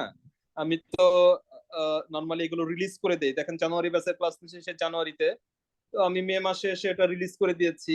ওখানে অনেকগুলো ক্লাস করা আছে, শুধুমাত্র যাদের কাছে লিংক আছে আপনারা লিংক ধরে এটাই করতে পারবেন। বাট আপনারা ইউটিউব চ্যানেলে গিয়ে আপনারা শুধুমাত্র পাবলিক কন্টেন্ট গুলো ছাড়া দেখতে পাবেন না। ওকে, আপনাকে লিংক ধরে যেতে হবে। লিংক ধরে গেলে আপনারা যারা গুগল ক্লাসরুমে আছেন তারা কিন্তু সারা জীবন এই লিংক গুলো পাবেন, এবং কন্টেন্ট অনুসারে লিংক গুলো কিন্তু ঠিক যেভাবে দেওয়া আছে ওখানে থাকবে, আপনারা পাবেন, আপনারা ওখান থেকে খুঁজে বের করতে পারবেন। বাট সরাসরি ইউটিউবে গিয়ে ওখান থেকে আপনি সমস্ত ক্লাসের সব অ্যাক্সেস পাবেন না। ওখানে একটু রেস্ট্রিকশনস তো ডেফিনেটলি আছে। জি আচ্ছা স্যার। স্যার গতকালের ক্লাসটা কি দেওয়া আছে? হ্যাঁ অবশ্যই দেওয়া আছে, অবশ্যই দেওয়া আছে। আমি তো স্যার দেখিয়ে দিয়েছি, ক্লাসের শুরুতে দেখিয়ে দিয়েছি। স্যার আর একটা প্রশ্ন ছিল একটু অন্য বিষয় স্যার। বলেন। স্যার এই গ্রামীণ ব্যাংকের কোনো সার্কুলার অনেকদিন যাবত আসতেছে না, তো স্যার সাম্প্রতিককালে কি স্যার গ্রামীণ ব্যাংকের কোনো সার্কুলার আসার কোনো সম্ভাবনা আছে? গ্রামীণ ব্যাংকের আব্বারই মানে প্যান্ট খুলে নিয়ে গেছে, আপনি সার্কুলার খুঁজতেছেন? আব্বার আগে প্যান্ট পরান মিয়া, তারপরে সার্কুলার খুঁজেন। গ্রামীণ ব্যাংকের অবস্থায় তো দৌড়ের উপর আছে, প্রত্যেকে সার্কুলার আসবে। ওকে, আমার কাছে আসলে আইডিয়া নেই, আমি হঠাৎ করে আরেক প্রসঙ্গ মনে হইলো, একটু রাগ হয়ে গেলাম, বলে ফেলছি, সরি। যেটা ভাবে বলেছি ওইভাবে মিন করিনি। ওকে, স্যার আজকে এই লেকচার পিডিএফটা স্যার ইয়েতে দেওয়া আছে, ফেব্রুয়ারি বেসে কি দেওয়া যাবে কিনা? আবার একটু বলেন, বুঝি নাই। স্যার ফোকাস রাইটিং এর সবগুলোতে একসাথে এখন মানে হ্যাঁ মার্চ করে দিয়েছি। ফ্রাইডে বেচে দিচ্ছেন, ওটা কি ফেব্রুয়ারি বেচে দিলে আমাদের জন্য একটু ভালো হতো। এটাই হইতেছে সবচেয়ে প্যারাডক্স, যে আপনারা দেখেন না, ধন্যবাদ স্যার। না দেখে আগে চান। হ্যাঁ, এবং দেওয়া আছে তারপরে স্যার এটা কই, এটা খুবই এম্বারেসিং আমার জন্য। ম্যাক্সিমাম ক্ষেত্রে আপনাদের খোঁজার আগে কিন্তু দিয়ে দেওয়া হয়, এক সময় আমি একটা দিতে ভুলে যাই, এটাও ঠিক আছে, আমি যে সবসময় কারেক্ট তাও না, বাট ম্যাক্সিমাম সময় কিন্তু আমি দিয়ে দিই। ওকে, সো অবশ্যই দেওয়া আছে আপনাদের ফেব্রুয়ারি ব্যাচের, এসেও দেওয়া আছে, সব ব্যাচেই দেওয়া আছে, আপনারা একটু চেক করবেন, পেয়ে যাবেন ডেফিনেটলি। এই রাগ হয়েছি বলে আবার মন খারাপ করেন না, রাগ হই নাই, এমনি বলে ফেলছি। এই যে রিটেন আছে এখানে দেখবেন, আছে এখানে দেওয়া আছে। উইক 2 এই যে ফোকাস রাইটিং, এখানে ম্যাটেরিয়াল দেওয়া আছে, এই যে সিঙ্গেল ম্যাটেরিয়াল, একটা ম্যাটেরিয়ালস সব পুরোটা একসঙ্গে দেওয়া আছে, যেটা আমরা পড়লাম, সাথে সাথে 2টা ক্লাসের রেকর্ডও দেওয়া আছে। আজকে যেটা ক্লাস রেকর্ড আছে এটাও দিয়ে দিব। আজকে সম্ভবত আমি একটু কথা বেশি বলছি, আমার অনেক ঘাড় ব্যথা করতেছে। ওকে, তাহলে শেষ করে দিই, আপনাদের যদি আর কোনো প্রয়োজনীয় জন্য কোনো প্রশ্ন না থাকে, আলটিমেটলি পড়তে হবে। স্যার একটা প্রয়োজনীয় কোশ্চেন। G sir please. বলছি স্যার আচ্ছা, আজকে কেউ একজন আমাকে ক্লাসটাতে মানে আমাদের একটা পুরোপুরি হ্যাঁ স্যার স্যার আজকে হ্যাঁ ক্লাসে স্যার আমরা পুরোপুরি একটা মানে ইকোনমিক্স এর পুরোপুরি একটা ওভারভিউ পাইছি স্যার। তো স্যার আপনি যদি স্যার আমাকে একটু কিছু বলার সুযোগ দেন, তাহলে আমি একটা বিষয়ে দাবি করতে পারি স্যার। বলেন না প্লিজ। স্যার আমাদের যদি স্যার মানে ডেভেলপমেন্ট ইস্যুর উপরে যদি আরেকটা ক্লাস নিতেন স্যার, এরকম একটা একটা ওভারভিউ দিয়ে দিতেন স্যার, এটা আমাদের জন্য হয়তো বা ভালো হতো স্যার। ওটার উপর দিয়েছি তো, ফার্স্ট রেকর্ডটা, প্রথম ক্লাসের জি স্যার, রেকর্ডটা জি দেখেন। স্যার, আমি ক্লাস করছি স্যার, ওইটা আমি করছি। আচ্ছা, কিন্তু যদি স্যার আরেকটু যদি আমাদের যেমন ওখানে কিছু কিছু আইটেমস স্যার যদি এরকম একটা ওভারভিউ দিতেন, তাহলে স্যার আমাদের হয়তো বা মানে মাথায় একটু লং টার্ম থাকতো জিনিসগুলো আর কি স্যার। যেমন ওকে স্যার ঠিক মানে আছে। ওখানে আমাদের যে শিডিউল গুলো আছে, আপনার এটা মাথায় থাকলো। আমাকে আরেকজন হচ্ছে বেশ আগেও একটু রিকোয়েস্ট করছিলেন যে আহ, কি বলে এটা নিয়ে, কি বলে এটা হচ্ছে গ্রিন ইন্ডাস্ট্রিয়ালাইজেশন, এই ইস্যুটা নিয়ে। আপনার এই ইস্যু, ওনার ওই ইস্যুটা মাথায় আছে। আজকেও ভাই সরি বলতেছি, আজকেও আমি আর ওখানে ঢুকতে পারিনি, তবে এর পরের উইকে কিন্তু আপনাদের এই ইস্যুস গুলোই থাকবে। হ্যাঁ, ওখানে আমরা বিভিন্ন ধরনের সোশ্যাল ইস্যুস গুলো দেখবো, সেখানে কিন্তু এই বিষয়গুলো ইনক্লুড থাকবে। তো আজকে ওনাকে আমি কমিটমেন্ট করছিলাম, আজকে ক্লাসে তার এই বিষয়টা বলে দিব। বিওপি পারছি, বাকি এটা পারি নাই, নেক্সট ক্লাসে ভাই বলে দিব। আজকে আমি আর আসলে যতগুলো কথা বলছি, এরপরে আর আমার এনার্জি শর্ট হয়ে গেছে, এরপরে একটু আর আপনাদের ভালো লাগবে না। ওকে, তো আজকে এখানে আসলে শেষ করে দিতে চাই। নেক্সট ক্লাসে অবশ্যই আপনারা যেটা করবেন, এই আপনাদের কোন কোন বিষয় নিয়ে আপনাদের একটু ব্যাখ্যা বিশ্লেষণ দরকার, আপনারা গুছায় রাখবেন। একটা মিসলিনিয়াস ক্লাস আছে লাস্ট উইকে, ওইখানে আমরা যে কোনো ওপেন টপিক নিয়ে যে কোনো বিষয় নিয়ে কথা বলবো। ওকে, তখনও থাকবে। আর আপনাদের যেটা বললেন ডেভেলপমেন্ট ইস্যু, এটা নিয়েও আমরা তখন কথা বলে দিব। প্রয়োজন বোধে আরো একটা এক্সট্রা সেশন নিব, আপনাদের পরীক্ষার আগ পর্যন্ত যতগুলো সেশন নেওয়া পসিবল এট বেস্ট। আপনারা তো দেখেছেন অলমোস্ট কিন্তু কোনোদিন বন্ধ নাই ক্লাস, অলমোস্ট এভরিডে কোনো না কোনো কন্টেন্ট নিয়ে কিন্তু আছি। একেবারেই কিন্তু মানে কোনো মানে উইকডেজ এর মধ্যে 2-1 দিন বাদে কিন্তু ক্লাস কিন্তু রেগুলার বেসিসে দেওয়ার ট্রাই করছি। এটার উদ্দেশ্য একটা, আপনাদেরকে একটু কনসার্ন করে রাখা, একটু কনসার্ন করে রাখা, যেন আপনারা ঢিলা না হয়ে যান, ঘুমায় না পড়েন। তো অবশ্যই আমি স্পেস পেলে আপনাদের এই আর একটা কথা ক্লাসগুলো অবশ্যই নিব। জি বলেন। স্যার আমাদের ফেব্রুয়ারি ব্যাচের স্যার এই ডেইলি জিকের এইটা একটু যদি টপে দিয়ে দিতেন স্যার। একটু নিচে কোথায় আছে একটু দেখেন না, আমি আসলে খুঁজে পাই নাই, খুঁজে তখন দেখলাম নিচের দিকে কোথাও অনেক আছে। নিচে চলে গেছে স্যার। আচ্ছা একটু দেখেন, একটু খুঁজে পেয়ে ওখানে আপনারা কিন্তু ওখান থেকে কপি করে নিয়ে ওই লিঙ্কটা কিন্তু আবার গুগল ক্লাসরুমে আবার কিন্তু আপনারা পোস্ট করতে পারেন। তো একটু খুঁজে নিয়ে আচ্ছা এগুলো একটু নিজে করে ফেলেন, হ্যাঁ, করে দিয়ে আবার একটু পোস্ট করে দিয়ে। ওকে। ঠিক আছে, so thank you so much, ভালো থাকবেন, শুভকামনা, শুভরাত্রি, দোয়া করবেন, দোয়ায় থাকবেন, আল্লাহ হাফিজ।